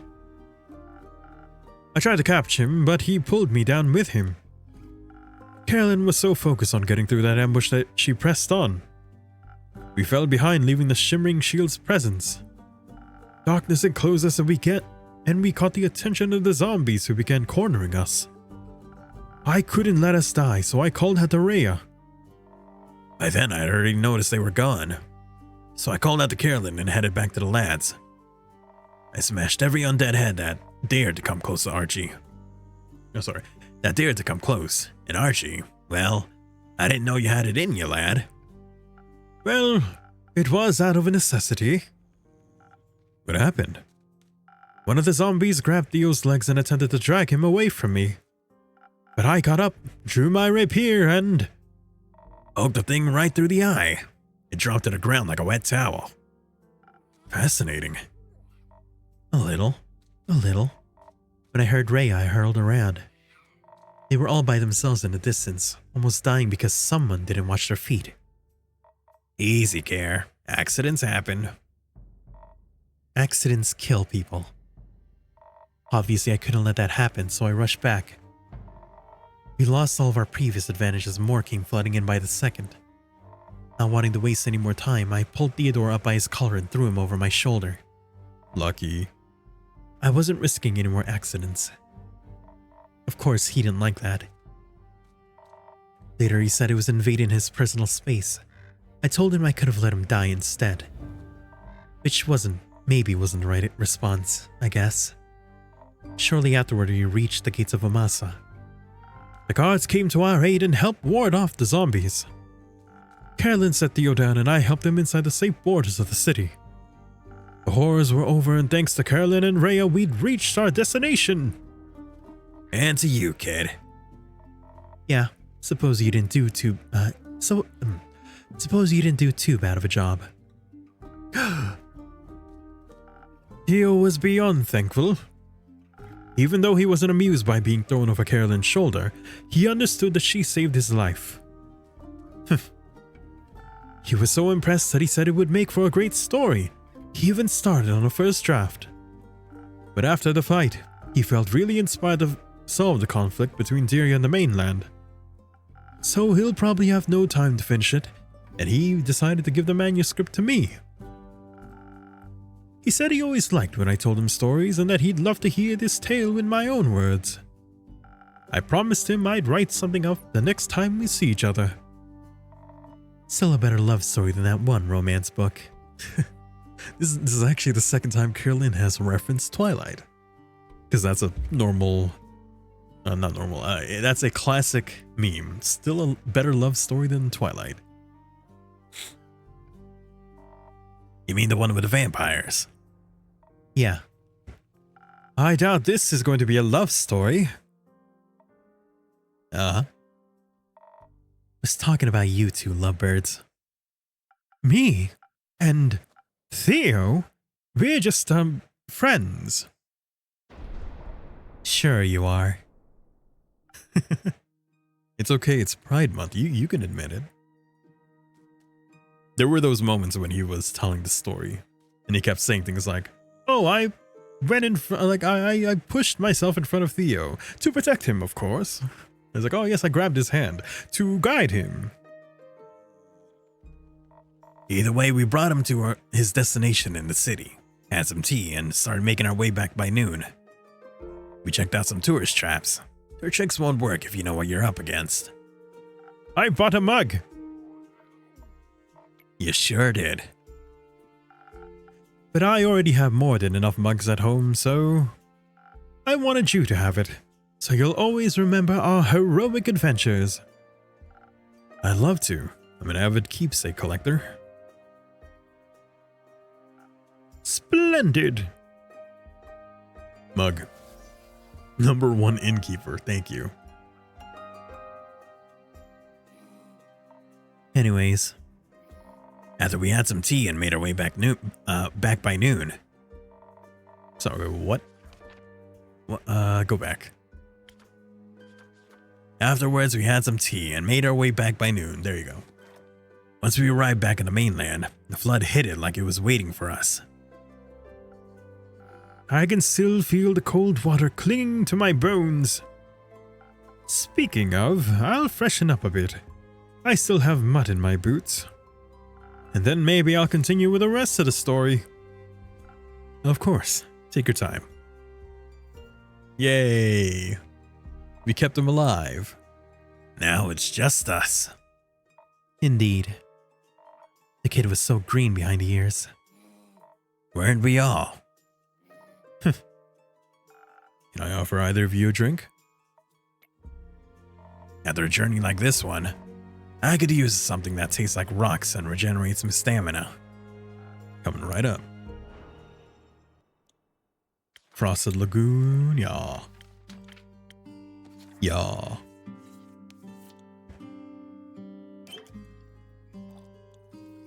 One, two, three.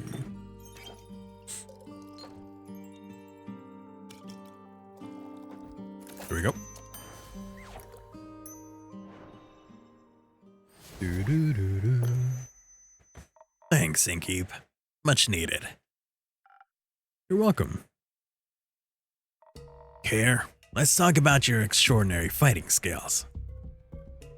Gotta say, I was really impressed with how you decimated those zombies. Takes a good base layer to know one. Okay, we already had this conversation. And that is where we left off.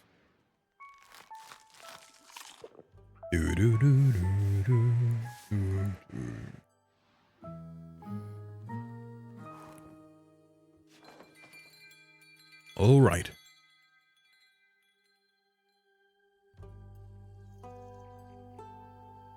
Riptide. Hey, that one song. I don't remember how it goes, actually. All I remember is something Riptide. Hey, it's you again, Nico. Haven't seen you since chapter 2? Act 2?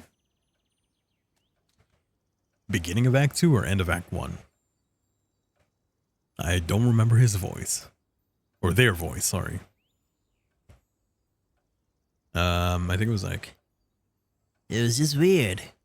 Sup, my fellow Enigma? Sup? I don't find you that difficult to comprehend. That's what they all think. How's it going? Hopping? Running? Moderately. Good. Why?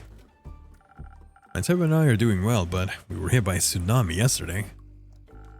Glad I can provide comfort to everyone in these trying times, but I also wish they were less turbulent.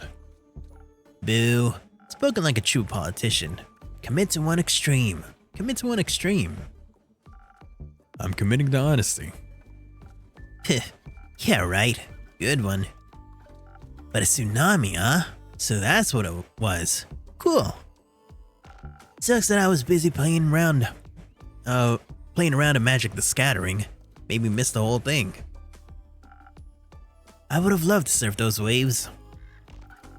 Sure you would have had a grand old time. Maybe next flood. Think I should start the next one on purpose? No. Aw, come on. The place has made you lame. I like my tavern to keep standing, and the people around it as well. Like I said, lame. Got anything interesting to say? Have an interesting question. Shoot.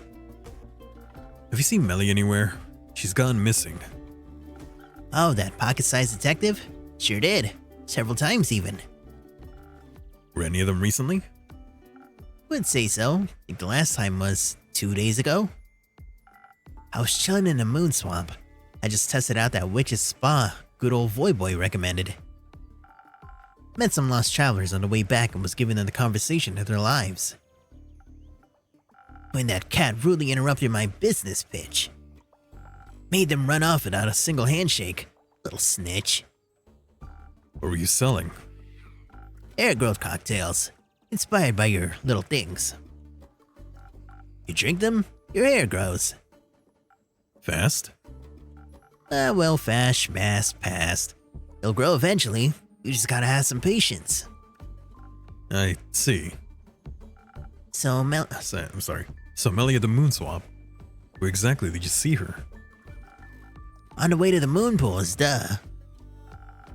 Where the paths diverge and nature tries to lead you astray from its shimmering reflections in the water. Isn't that near one of the Twilight Chasm portals? Oh no, Melly! Oh yeah, that means she got a fresh opportunity to go surfing. Good for her. What a positive outlook on things. Always good to have one of those. After all that matters in life is fun, right? I don't know about that. Life is full of many beautiful and important things. Not all of them are fun. It should be, at least for me. Don't care what you're up to. Speaking of fun, been wondering, you think I should go explore the Twilight Chasm? You want to? Ish. Sounds exciting, especially since I've never been there before. They say it's just like Avalon but reversed, with a different color scheme and all that. Do you enjoy Avalon? Sometimes. I haven't been home in ages. Let me tell you, as soon as those portals opened, I was out of there. Run from pesky consequences? You got it. Been wondering what a nightmarish version of Gaia looks like. That's what they call it, right? Avalon's a dream and Twilight Chasm's a nightmare. Gaia's like waking up. Probably doesn't look too different from the Sealy Court, am I right? Couldn't tell you. So you claim, but I know a fellow scam artist when I see one. In a mirror? Oh, you think you're funny, don't you? Well, you're hilarious. High five, bud? No. Bummer. Anyway, with your obviously non-existent only hypothetical plane traveling experience, do you think I could take a trip down to the horrors of memory and melancholia? I don't think you should. Yeah, why don't you go, buddy? I don't care. Sounds very exciting. Who knows what you'll find? Maybe the answers you seek. Not seeking any answers. I already know what I want. Maybe you'll find the right questions. You're so weird. You know that, right?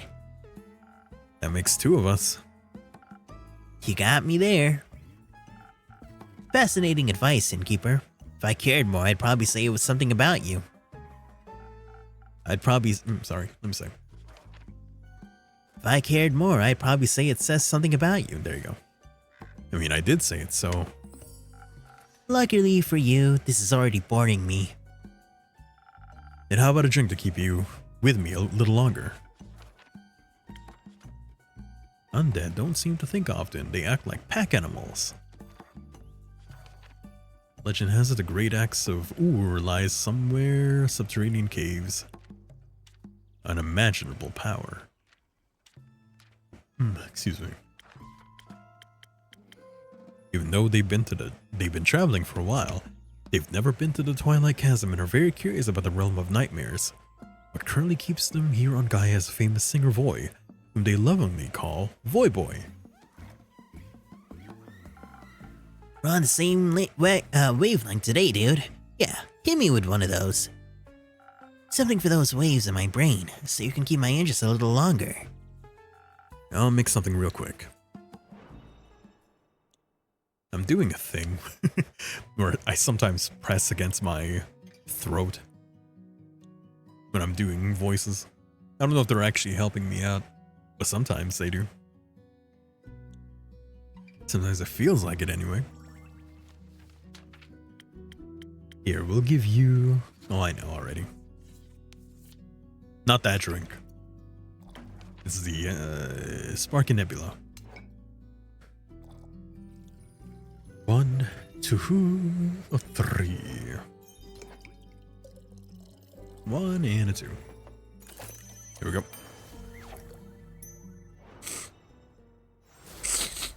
Sorry about that. Quick-witted and mischievous. Mischievous. Just like you. Sick. This is lit, I'll give you that. Thank you. Hey. Welcome back, Baya. Thank you. How's your road trip? It was good. We stopped by my spa and did some mud masks. And did you help them find a way back home? Yes. We saw a lot of weird fishes and dreams filled with dread. It was terrifying, but it was fun. We even got to explore the gruesome mangrove. The nice ghost even gave me her sunglasses. It's so cool. What else is up? The sky and the sun, but no stars. And some trees? No, trees are in the middle. Not to an ant. Ants. So cute. Do you have any ants? Not on me. Not on me. And you, innkeeper, any ants? Not at the moment. Sorry. Oh, no ants? Can I offer you a drink as an apology? Yes. Make me feel like a little nimble ant. And potion. Got it. Swift strike. Yeah. And I know how to make that. I think. 1, 2, 3. I think one of these. And one of these. Yeah. Doo-doo-doo.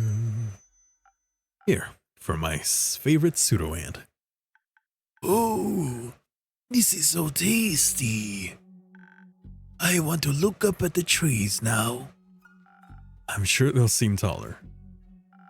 Can I do anything else for you? Yes, several things. Have you been handing out my coupons? I have. Just recently I gave some to Voy. Have people been dropping by? They have, and they're really nice.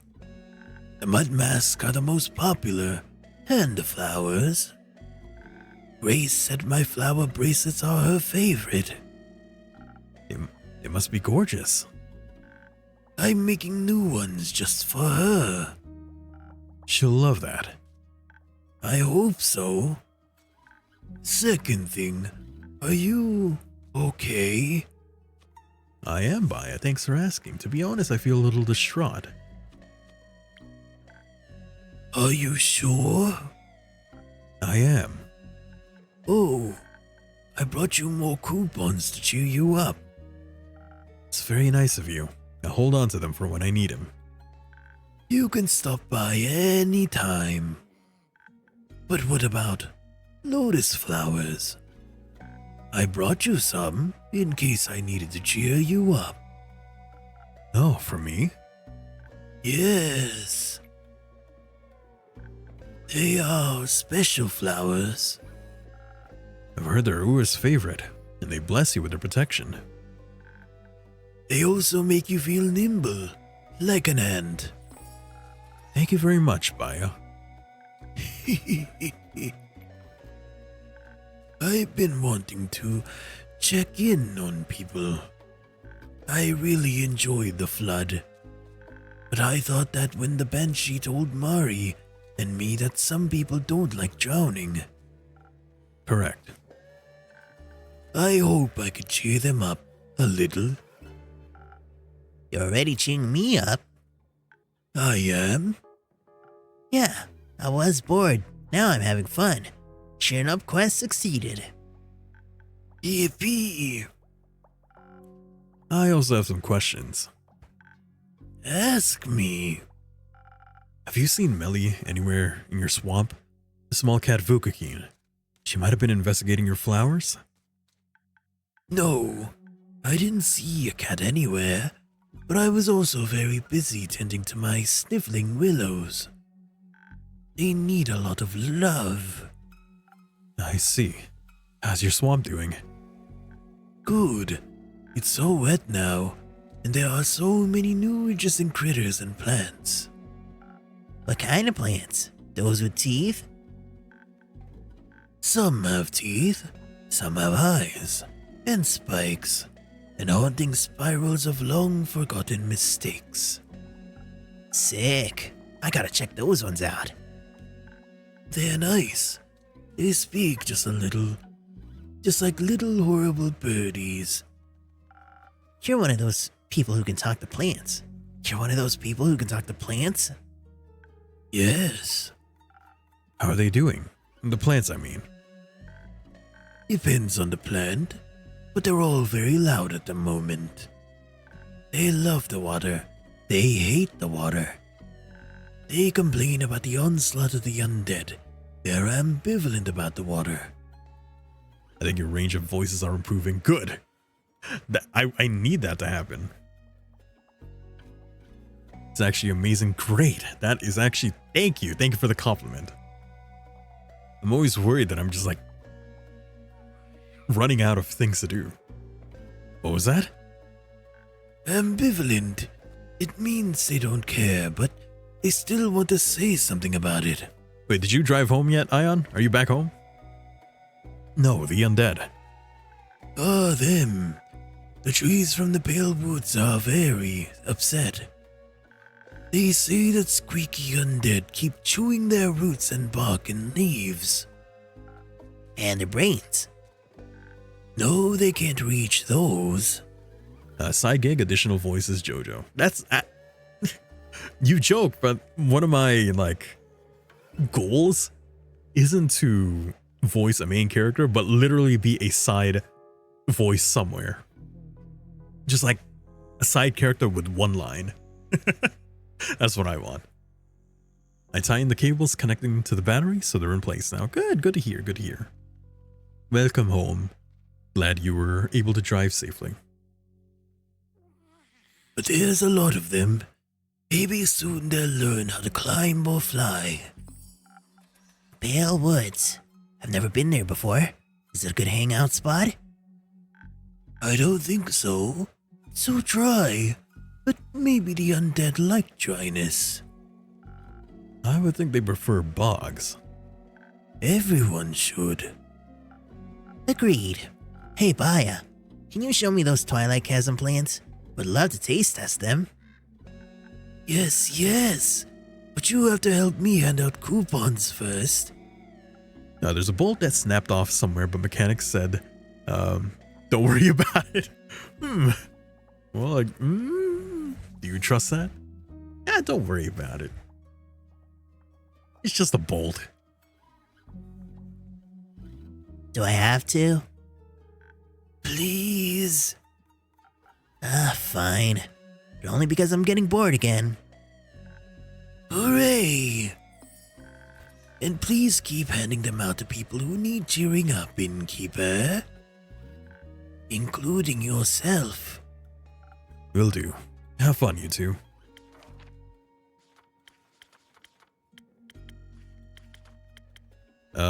You learn Baya can talk to plants and even use some plant magic to travel lands. The Flora in her spa told her about undead gnawing on roots in the Pale Woods, and she's suddenly deeply involved in saving the world. If you're somehow reading this, consider it an advertisement. Visit her spa. Breaking the fourth wall much? Will do. Have fun, you two. Thank you.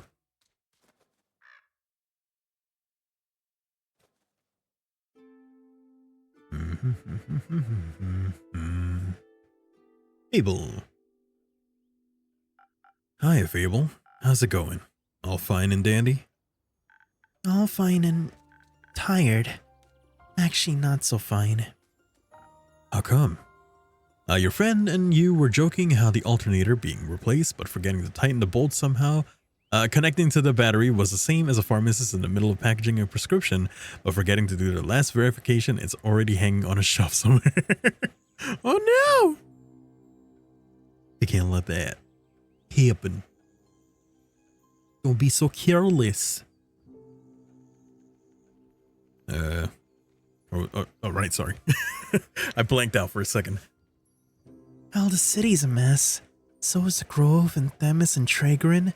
Still don't know exactly what happened or how. There's the undead problem not too far from us. Carolyn said it's pretty grave. No one has seen Melly in days. A lot of people are worried. And a lot of people also just aren't. Una told me not to worry either, but... It's hard. Yeah, very. I just want to keep everyone... I just want everyone to be safe. I want to fix this, whatever it is. Fable, I know everything is a lot right now. Especially since this is the first wave of adventurers you've ever faced. Pun unintended. But Una isn't wrong. A little less worrying wouldn't hurt. Sure, it's not as bad as it feels right now. I'm sure someone else will take care of it. It's not as bad as it feels right now. Someone else will take care of it. No, you have to take care of it. Sure, it's unpleasant, but worse things have happened. And we've always been fine. Maybe it's just nature. Or the dragons are craving change. There's nothing we can do about it. Seems a bit too... whatever about the situation. Maybe I should have chosen the other option. There's always something we can do. You taught me that. Sometimes things sort themselves out too. It's quite pleasant to wait occasionally. I just wish I could do more. I understand. How about a drink? That's something I could do for you. Not right now, I think. Kumo. Any luck finding Melly? He's probably distraught. Hey. You look... Stressed? Stressed? Why? What makes you say that? I'm good. I'm fine. Everything's great. What's wrong? Nothing's wrong. Everything's awesome. If you're saying it like that, something must be terribly wrong. How about a drink? A little help for telling us what's going on. Sure. Spoken hot. 1, 2, 3. I think it was this one. And I think it was this one. Yeah.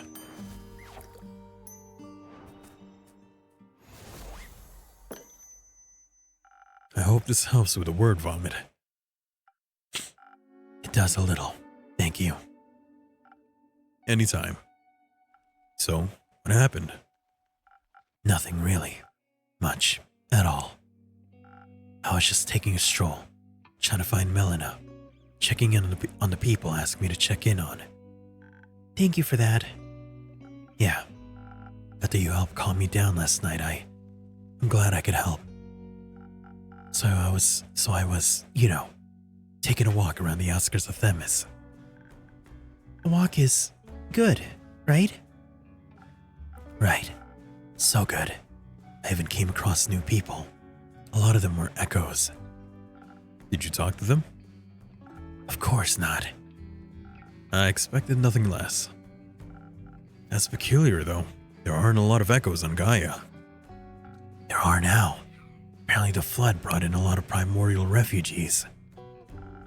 Not everyone's comfortable being submerged in water after all, and they say Leviathan's plane is a mess right now. Oh, I hope everyone has a place to stay. They're looking for places for sure. Some merchants are even offering them rides around Fisoa and beyond. Like the Borca, for example, which they advertise as a perfect vacation spot. It is. It's right by the Fisoan Wadden Sea. Very popular with travelers and retirees. I believe Una lives there currently, when she's not bothering me in my tavern. Awesome. Bet it's great there. I bet you can relax like nowhere else. What's going on, Kumo? You can. There's a wonderful Leviathan museum nearby, too. What's going on, Kumo? You seem cheery. Nothing. Nothing at all.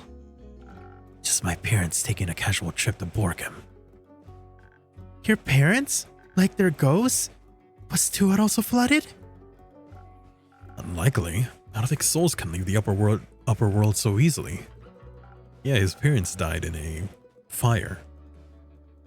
Unless they're actually alive. Jojo, yeah? What's up? What is up?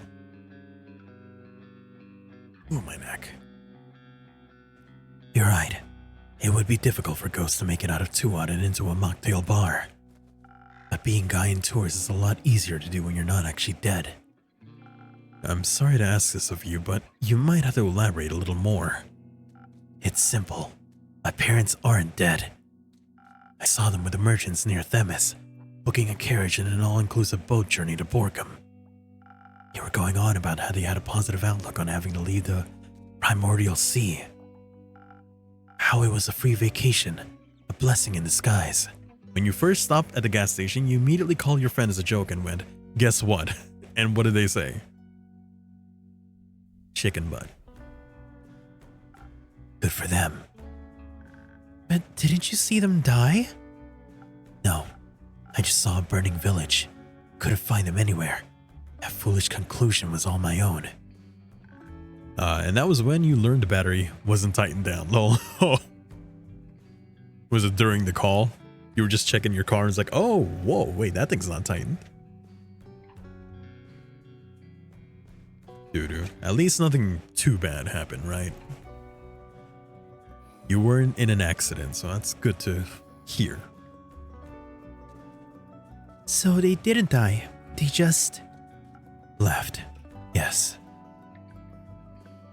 Well, maybe they thought you died and, had no choice but to move on. Maybe they didn't know that you were alive.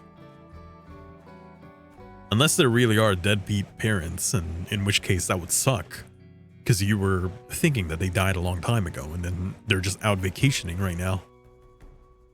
The lights were doing alright? Sorry, Kumo, that's awful. So you're gonna kick their asses? I shouldn't joke, should I? No. Sorry, Kumo, that's awful. It's a new kind of awful for sure. How stupid of me to think them dead. Shouldn't have thought that the only cause of Tuat could make them leave me. Shouldn't have thought. You should have. They're your parents. They should never have abandoned you. Well, they did. Indeed. I mean, do they? Did they? Did they really? I guess we don't know the true story. Maybe they were. His parents abandoned him. So the backstory for him is that previously his parents went to a nearby town and excuse me. And then there was a fire and he had assumed that they perished in the fire. And so, he was left all alone and eventually went to the Thieves Guild and all that. So he spent his whole time thinking that they were dead. And that he eventually took revenge on the people that he thought, I guess in this case, thought that had killed him. Or whoever, started the fire. He took revenge on them for his parents, but it turns out that they're just around. They didn't die in the fire, but who's to say whether or not they had completely abandoned him? Or it was a situation where they were, detoured by the fire, but eventually made it back home. But by that time, he had already left the house. So they thought maybe Kumo died. I don't know. Are we going to learn about what happened to them? All we know so far is that they're out on vacation. So we'll see, I guess, if that pops up later on or if he's going to, go to them, confront them, or not. Indeed. So what now? I'm not sure. I don't know what to do. Do you want to talk about it? No, not right now. Kumo, maybe? Anyway, have you found Melina yet? Not yet, but Nico saw her last at the moon swap. What? About 2 days ago. There was a Twilight Chasm portal there. Where the dragon flood, cursed flood had started. Indeed. Did Pia see her? No, she didn't. That's great. That's awesome.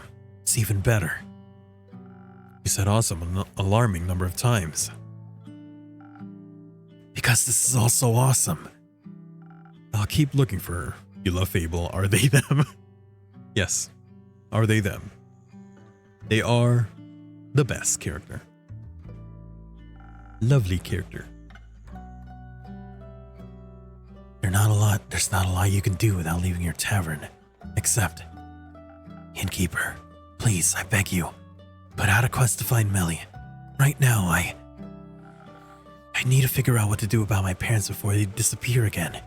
I don't know how much time I'll have. She needs to be safe, but I can't go myself. We need to find her. Please, help me find her. I don't exactly have enough information yet, but I'll make sure to find out more and make a quest. I'll put it up immediately. Are you sure you don't want to go on it yourself? This could be a situation where, you know, if they moved on, it might be better for you to go with the family that you found instead of the one that maybe abandoned you. I guess you don't really know. And I mean, like, if you know they're alive, eventually you'll be able to find them. So yeah, you should probably go, right? Are you sure you don't want to go on it yourself? I feel like Kumo's more conflicted. Yeah, he does want to find Melina, of course, because she's missing. But also, he just found out, he just had a world-breaking revelation that his parents have been alive this whole time. He's probably just like conflicted right now. I want nothing more than for her to be safe. But if I don't figure out what to do about my parents, I'll regret it for the rest of my life. I need to trust the others to find her.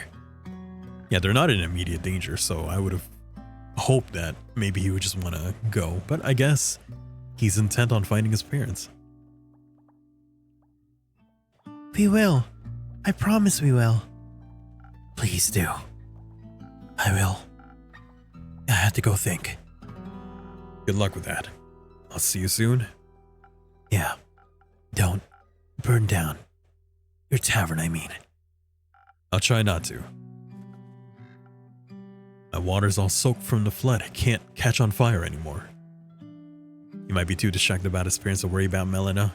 I mean, it would be a completely mind-breaking experience what he just went through right there. His whole path came from the fact that he thought that his parents had died in the fire. Where he is right now is because of that moment.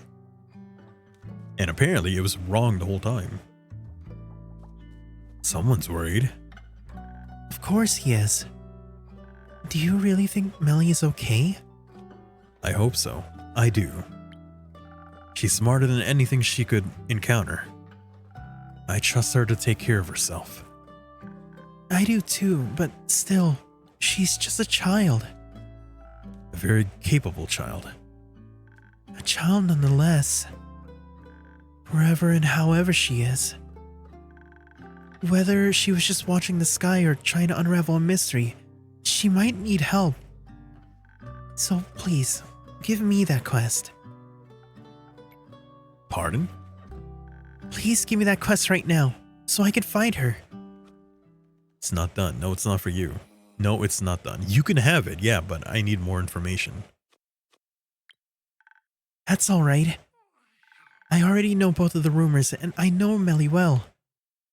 I think I have I think I have enough information to find her, and... Hey, wait.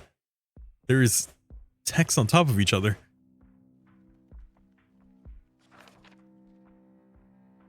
Ah, there you go. I don't think we have time to be pedantic right now. And then I say, there's a certain way things have to be done.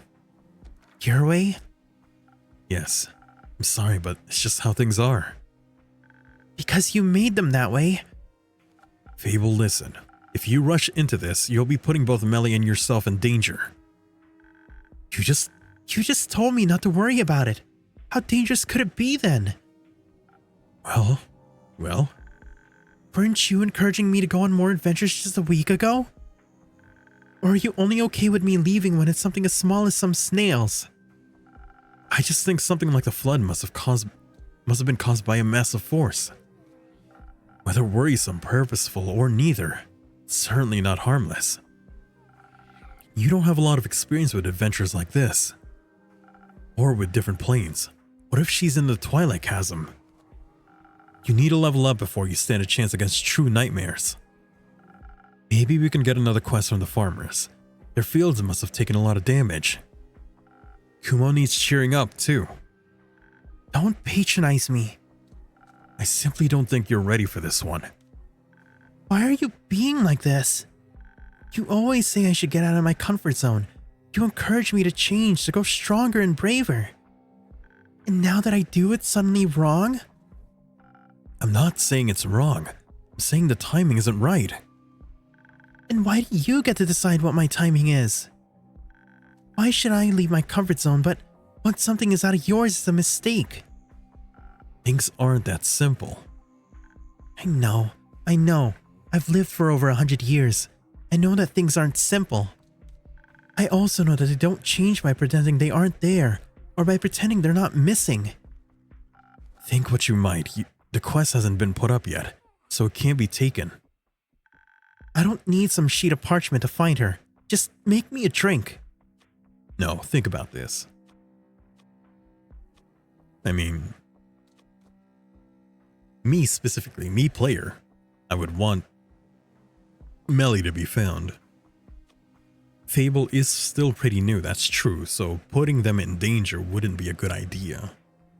If where Melly is completely dangerous. But I don't want to just like outright say no. I would want to say maybe think about it. Because I don't just want to say no. You might damn both of you this way. You're going to look for someone no one has seen in several days after a giant disaster. She could be anywhere, including in a realm of nightmares you know nothing about. You've never even encountered bleak stalkers, and they'd be the least of your worries there. There are adventurers here who have faced things worse than this, who will have much higher chance of bringing her back safely along with themselves. Is this your way of saying you won't make me a drink? Just let it go. Let someone else handle it.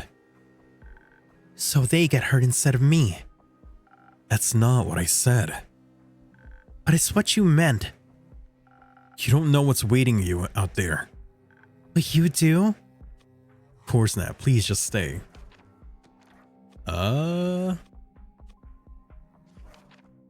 don't know what's waiting for you out there. Of course not. Please just stay. But I can guess it won't be pretty. You know, I never realized how much you lie to me all this time. You tell me to be honest, but how can I know you're being honest with me? I'm always honest with you, Fable. I care about you. Let me help you. Maybe you could take a nap in one of my rooms and we'll see how you feel after. Enough! I've made up my mind. And I've made up mine. I'm not giving you the quest. I'm not making you a drink. Okay. I don't need a drink. Don't be ridiculous. Going on an adventure without my help is reckless at best, foolish at worst. I'm not gonna sit around and wait while other people suffer. Not if I have the chance to help them. I'm not like you. Ooh, that's right, rip into me.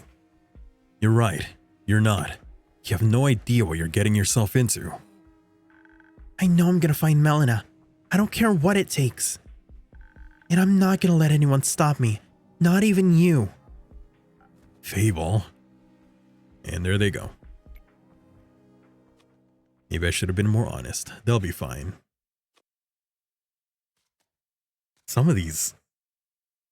You know, I thought maybe some of these choices that aren't the drinks wouldn't have much effect, but maybe they do. Maybe there was a string of choices that I should have made. Maybe they wouldn't have left. Maybe I should have been more honest. They'll be fine. After all, they've always been honest with me. If I just explained everything to them. Now they're gonna run towards their doom just because I can't. No, I don't want to think about that. Not sure what to do with those rumors now. Guess I'll just hang on to them. Well, I'd better close up for the day.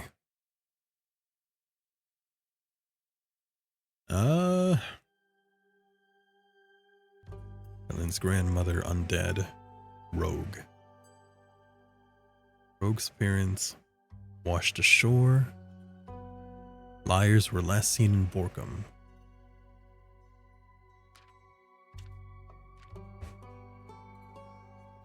Wizard. Crepes. Aether tree. Unusual amount of undead. Primordial.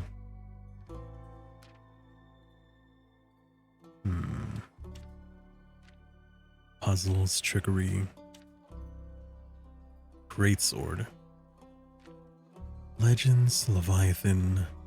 Temple in the Highlands. There's some notes about the undead, and some of them about the Great Axe. I wonder if that could be a quest. Subterranean caves. Capital is wrapped in divine. Nope. Morla. I think there was some about this guy as well. It's like here, this one. And what else? Undead chewing on the roots, branches. Oh, actually, it might be the undead one.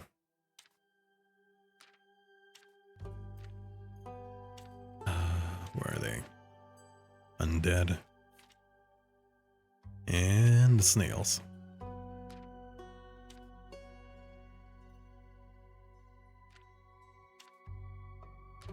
There. Is that a quest? Oh, it is. Okay. The vegan dead. The Pale Woods and its surrounding areas have been plagued by undead lately. First undead snails scavenging crops, then humanoid cadavers gnawing away at the forest itself. The local plants can't catch a break. No one knows why they suddenly hunger for the local flora. Some brave adventurers, preferably experienced with the Examine-It, should look into this.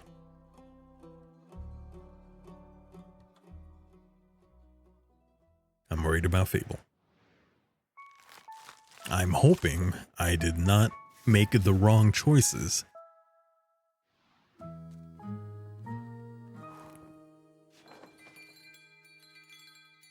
Because now, if we don't know where Fable is, that means both of them are missing. Unless they pop up somewhere. Ah, you. Gustav! Hello, brave adventurer. Welcome back to my tavern. Hello, innkeeper. How are you doing? These past few days have been quite eventful. I'm feeling so inspired. My first real adventure was so utterly exciting, I haven't stopped residing in my memories ever since we returned. When I got home, I immediately started writing everything down, so I wouldn't forget anything. And it reads just like all those adventuring tales and books from my childhood. Sounds like you had a very good time. It's delightful to see you flourishing. Actually, I've been thinking about switching careers. Oh? How come? All these adventures, don't get me wrong, it's new and exciting. But instead of experiencing them myself, it might be better to tell the tales of those brave heroes and heroines around me. Creating stories is much more enjoyable than facing the dangers of adventuring myself. I'd like to know the others mention how much they love listening to your stories. You're right. I think Theo would enjoy this idea as well.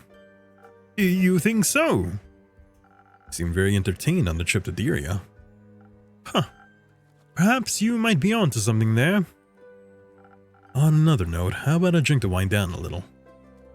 Sure, why not? Any specific wishes?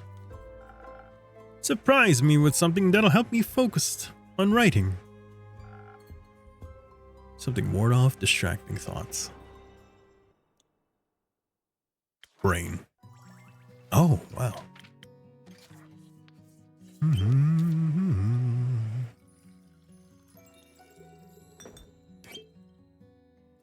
Wee. And this one. Frosch de Lagoon. A drink for the upcoming best-selling author. Very sweet of you. Thank you very much. Oh, this tastes absolutely delightful. I could already feel the words aligning, impatiently waiting to be written down. Don't mention it. I'm always happy to help. Speaking of which, have you by any chance heard of Melina, the famous detective? As it happens, I have. You get to know quite a lot of people when you run a tavern, you know? Have you seen her? Yeah. Have you seen her recently? Sadly, not in a while, no. I saw her at least a week ago, if not two. How curious that you also know her. Meeting such a well-known detective is a fantastic source of inspiration and exciting stories. I've heard stories of her solving the case of the lost familiars in Zoford. Yeah, she solved the case alongside her trusty assistant. Ah, how inspiring. I'm losing his voice. It's literally just the Kermit. But I put a more grandiose spin on that. So let's go back to Kermit real quick. Ah, how inspiring. I'd love to tell her tales someday. Maybe I'll combine it with some of the rumors I've heard about this one mysterious place in the southwest of Fesoa. Oh, which one might that be? It's a wizard's tower. A magical place full of puzzles, mysteries, and magic. I've heard tales of it harboring hundreds of books containing lost and forbidden knowledge. But that's not all. There are treasures of unfathomable and value and magical trinkets as well. What an exciting thought for a young detective to stumble upon a place like that. Definitely a story I'd read. Promise to send me a copy, please. Oh, but of course, I'll deliver to you myself. You know, even if we might be a few years apart, seeing her reminded me of my own childhood. Sure, the circumstances are completely different, and I was never allowed to wander off by myself. But she seemed a little lonely, just like me back then. Always looking for my own adventures, she found them in the real world, while I relied on books. But I'm glad she found an assistant to keep her company. The life of a detective can certainly be a lonely one. And you have Theodore by your side. Do you really think he counts as an assistant? That's for you to decide. He definitely doubles as a friend. But I hate to be the bearer of bad news, but well, he's been missing since the Twilight Flood. No! Tell me you're joking. Sadly not, I'm sorry. Oh no. I hope she's alright. She's probably just investigating the cause of the flood. I'm thinking the same. She might be young, but she's really tough. So a character flaw that I feel like our character has is that he tends to run away from, how would you say, worry.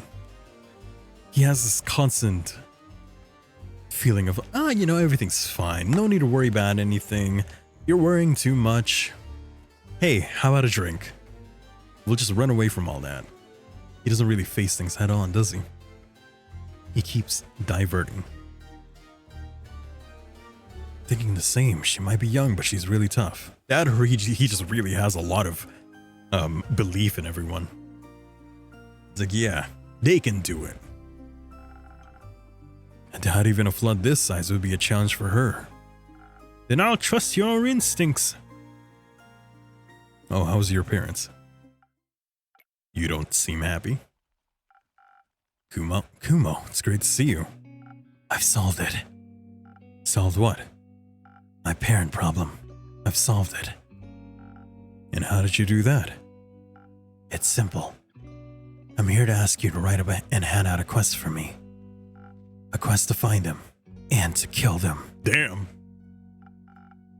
Sorry, did you say kill them? Yes.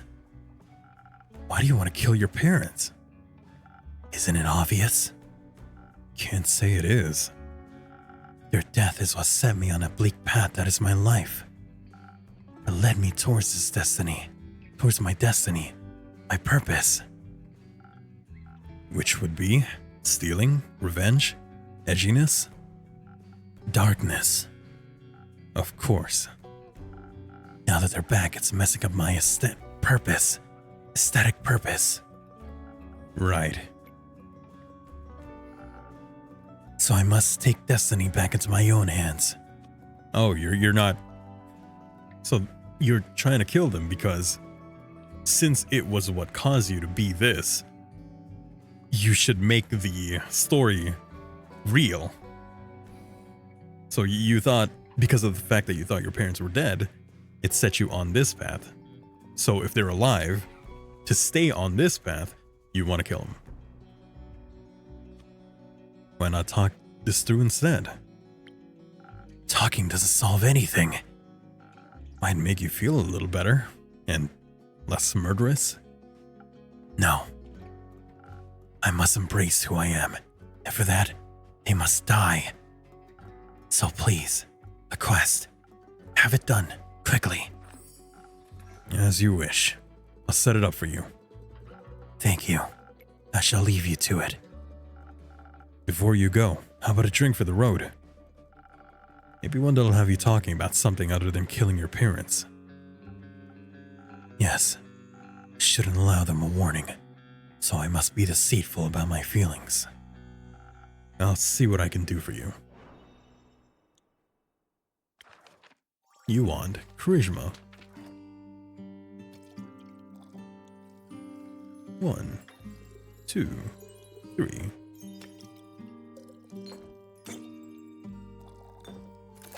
There.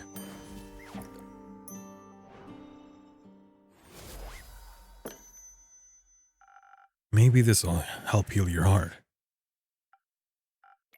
Feels nice.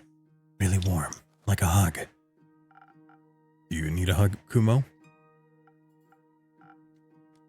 I need to go. Stay safe out there.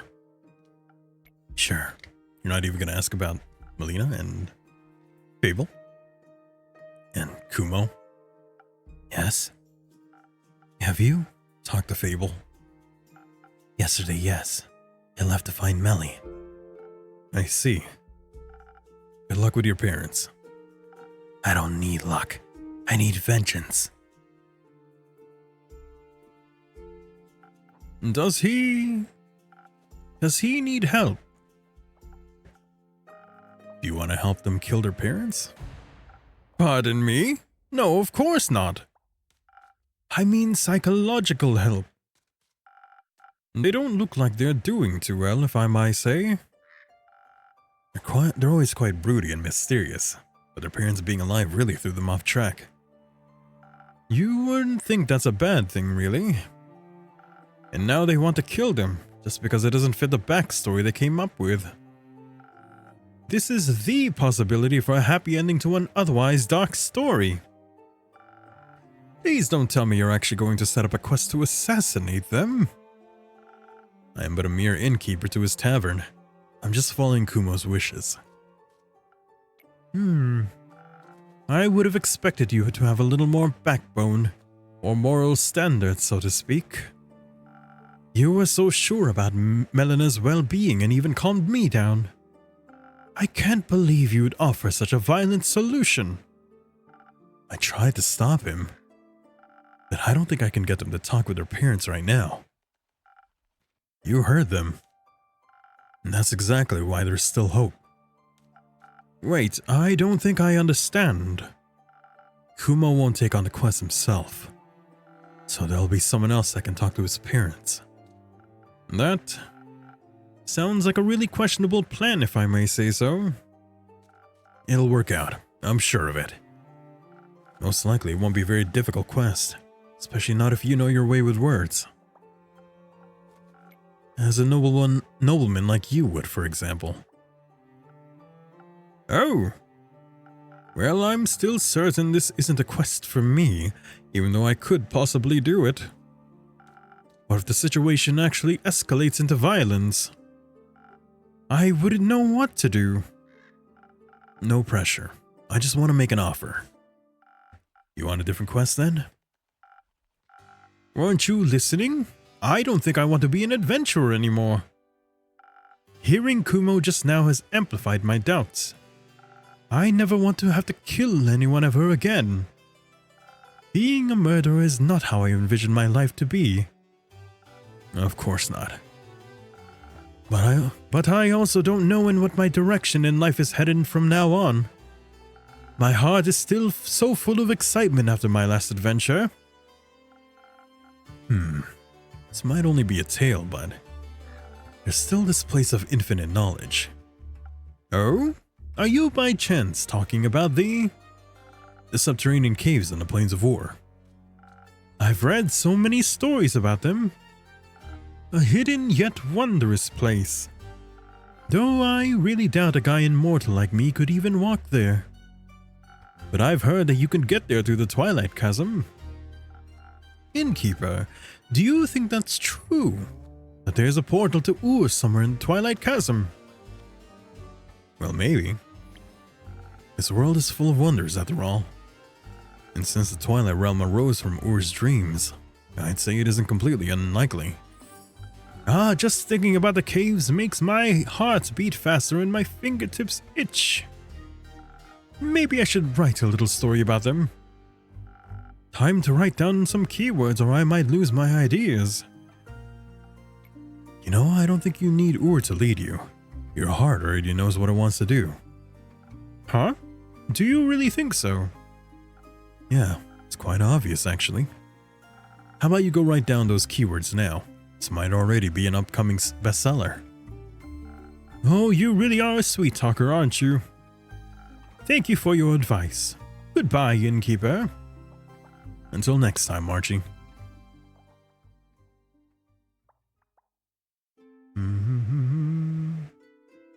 Yeah, we don't want Fable to go to the Twilight Chasm. But Archie?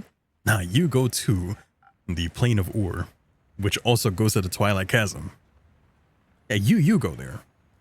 What a hypocrite I am. Good evening, Carolyn.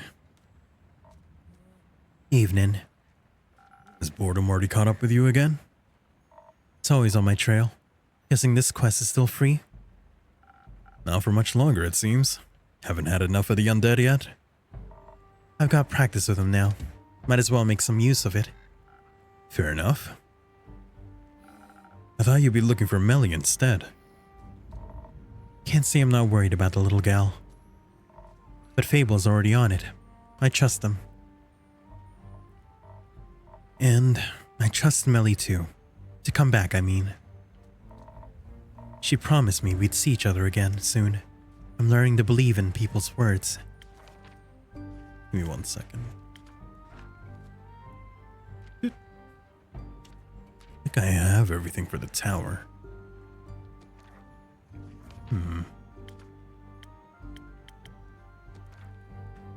She promised me we'd see each other soon. I'm learning to believe in people's words. You should too. I do, but trust is a scary thing. Words are empty, actions are loud.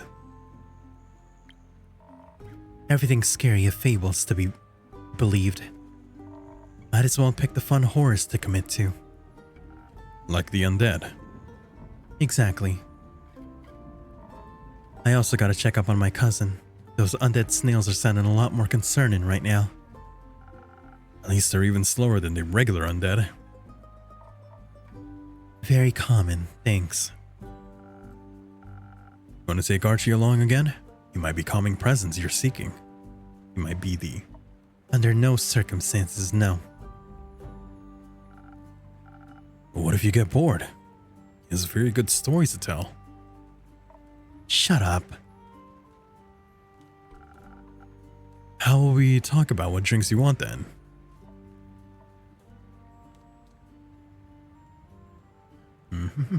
Hey, it's you. Oh, I forgot your voice. Well, dearie me, my dearest acquaintances.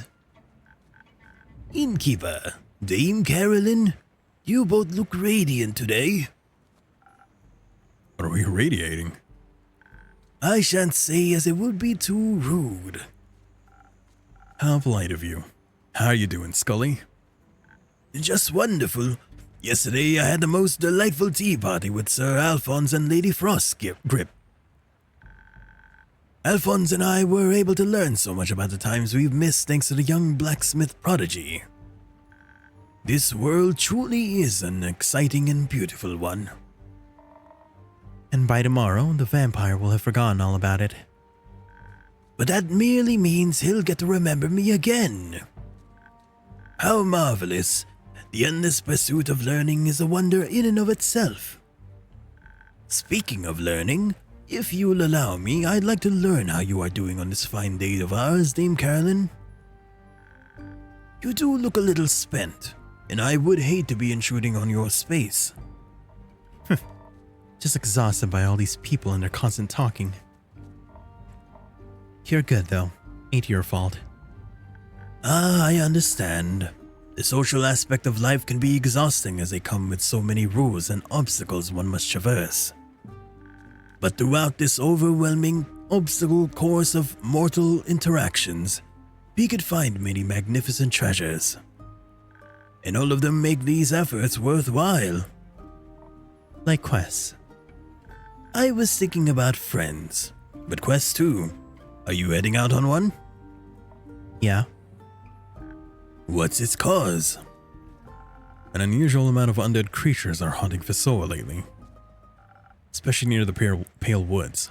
Carolyn's going to check on that. An undead gathering in the Pale Woods. But why so? Is there a convention perhaps? No, it sounds more like a violent type of crowd. Unfortunate. It does seem that this sentiment is common among my compatriots. Sense and sensibilities are often lost when you're ripped from the afterlife without your soul attached to your body. You don't have a soul? You've got a lot of personality for that to be true. That is very kind of you to say, but I'm afraid I'm a mere fragment of my former self. Maybe you'll find your way back to yourself one day. An opportunity to find a new self then. Funny, someone said these words to me.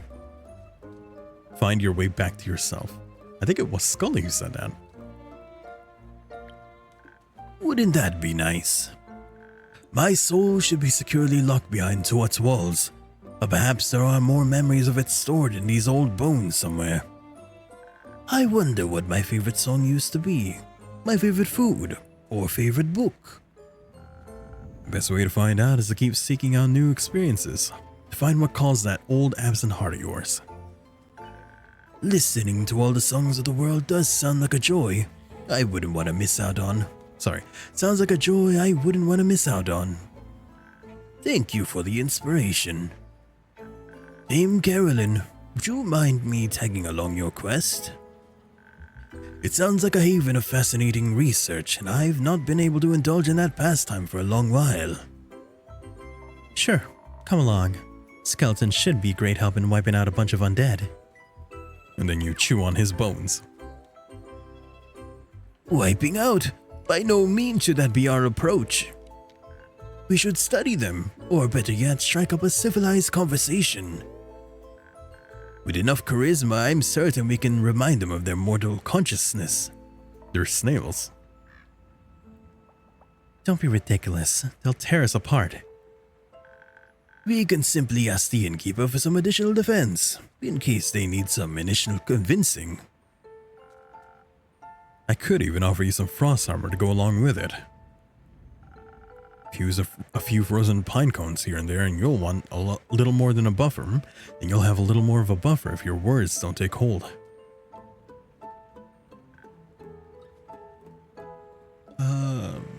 Excellent idea.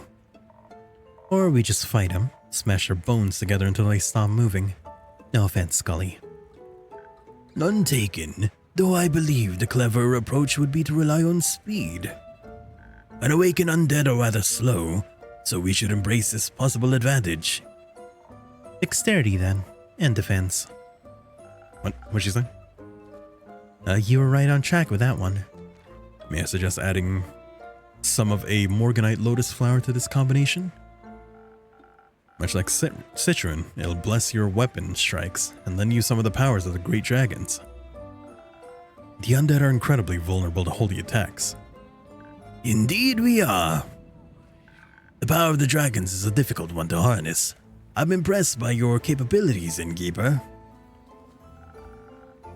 I think your delight should be aimed towards some magical ingredients.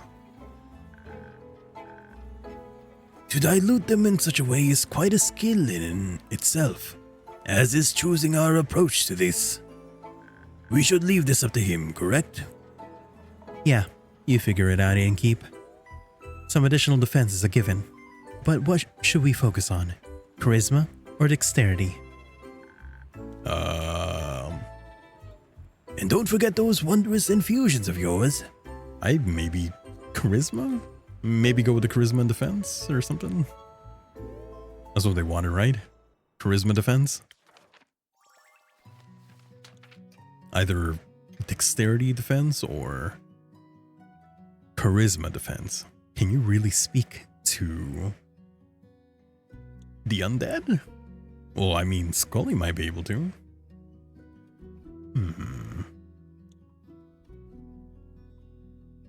I'm gonna go with... And plus, if it's undead... Maybe there's a reason why there's an undead? Is Lynn like half werepire or something? No, she's full wolf. She's just a beast folk, essentially. Beastkin. Werewolf, essentially. Vukakeen is what the race is. But Vukakeen doesn't necessarily mean wolf. Or something like that. Because Melly is also a Vukakeen, but she's more cat. So it gets more like beast folk, I'd say. We're gonna go with charisma. I want to go with charisma. Hopefully I'm right this time. I'm gonna save. I am going to shave. No, this one. It'll work. There. We're gonna give you charisma with defense. We're gonna have to give the blessing of the dragon. And for that, I need to give you the lotus flower, which is where? This one? Oh, that one. Here. Alright, what would be a good drink? Spoken hard, charisma and defense. So we can go with 1,000 wins. Yeah, let's go with that.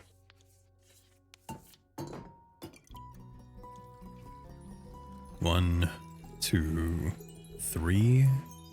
I think the dexterity is already good there. So instead, all I need is one. There we go. Not the right drink. Okay, never mind.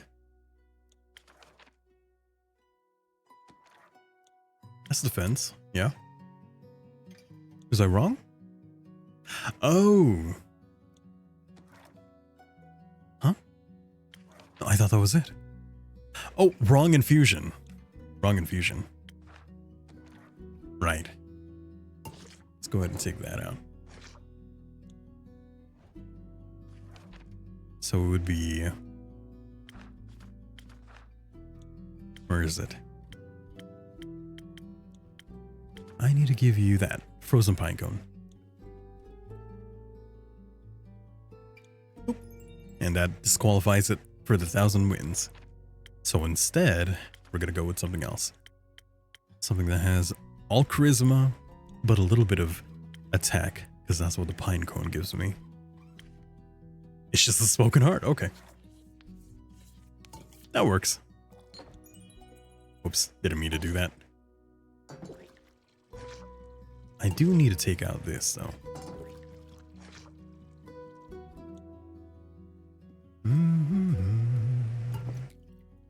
one of that.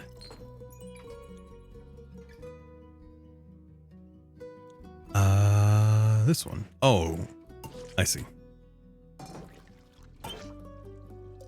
That. No, that's too much. If that's the case, that's already the spoken heart here. Maybe that's what I need to do. Huh. Charisma. I'd like to think not all of these souls or bodies are fully lost. If you can save even one of them, it'll be worth it. I couldn't agree more. Thank you for your faith in us, innkeeper. I guess I'll give them a chance. But if they start gnawing on our bones, I won't hold back. I'm counting on it. Come on, let us make some new friends. Enjoy your travels, your conversations, and your battles. We need to end tonight's stream soon. Oh, and 2 new quests. Okay, definitely the one with the tower. Or this one. Our rogue's parents were washed ashore by the Twilight Flood. Once believed dead, the liars were last seen in Borkum. The only solution to your parents faking their death is to hire a hitman, clearly. Fingers crossed this will pass through youth protection. Do I even have the third one of that? Magocracy. Or... No. Capital. I don't think I have the one for that one. Maybe this one? Hey, nice. The Parent Trap. The Twilight Flood brought more to Viso than just the waters of the primordial sea. In particular, 2 long-lost air echoes who had faked their own death and abandoned their only child. Now their kid is out for revenge and longs to have them killed, as the fate of the tragic backstories wills it. Ahem, smelly. No, I know you are, but what am I? Howdy there, Zoe. Welcome to the Sheen. Thank you for stopping by. How are you? Hello. These renegade parents were last seen in Borkum near the Wadden Sea, so any bounty hunter should probably start there. I'm stinky, obviously. Smelly. Hey, stop being mean to me. What did I do to deserve this? What happened? I put on deodorant today. I took a shower. How am I doing? Doing pretty good. We're about to end tonight's stream soon. But overall good.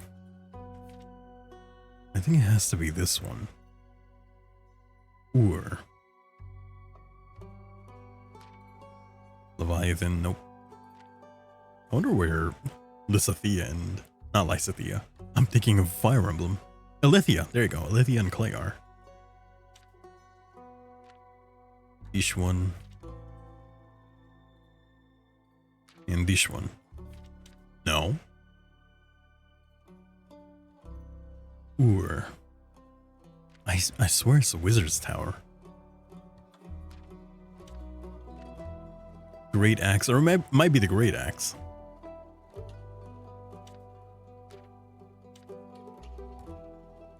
Here?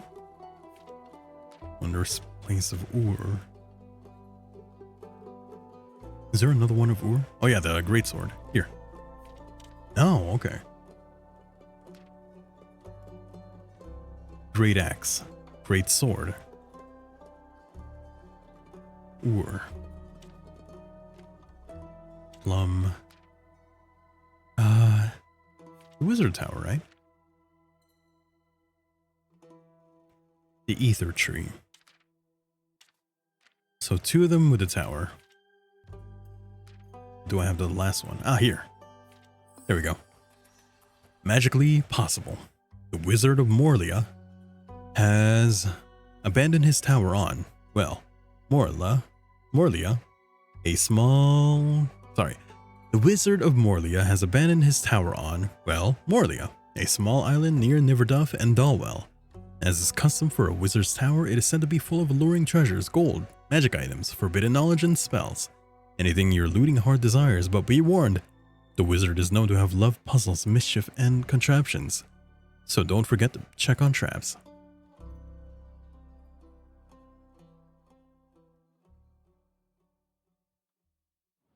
We'll probably save right here.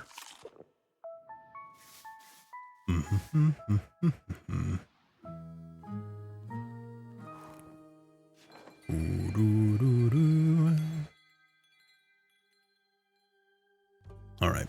In pursuit of entropy, 21st of the Astral Moon. But we're not going to do anything, because we're going to save. I just want to know who the guest is. Ah, Jade. Oh, Jade has a quest. The Wizard Tower, isn't it? But I'm not going to talk to you. We're going to save. There we go. That is going to have to be it for tonight. That was Tavern Talk. Let's see here. Who do we have available for us to raid? We shall raid.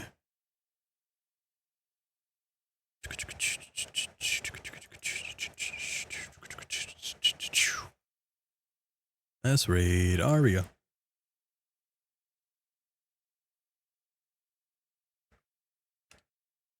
Boop. All right. Raid message for those who are not subbed. Actually, gotta make sure they're still on. Yes. And raid message for those who are. Next time I'm gonna be streaming is going to be Saturday, where we will start Shin Megami Tensei 5. Sunday for more Ghost Trick. And then Tuesday for more James Bond. Thank you everyone for stopping by. I hope you have yourselves a wonderful rest of your time zone. And with that being said, We hope your shopping experience has been wonderful. And remember that you're always good to go when you shop at Cujo's.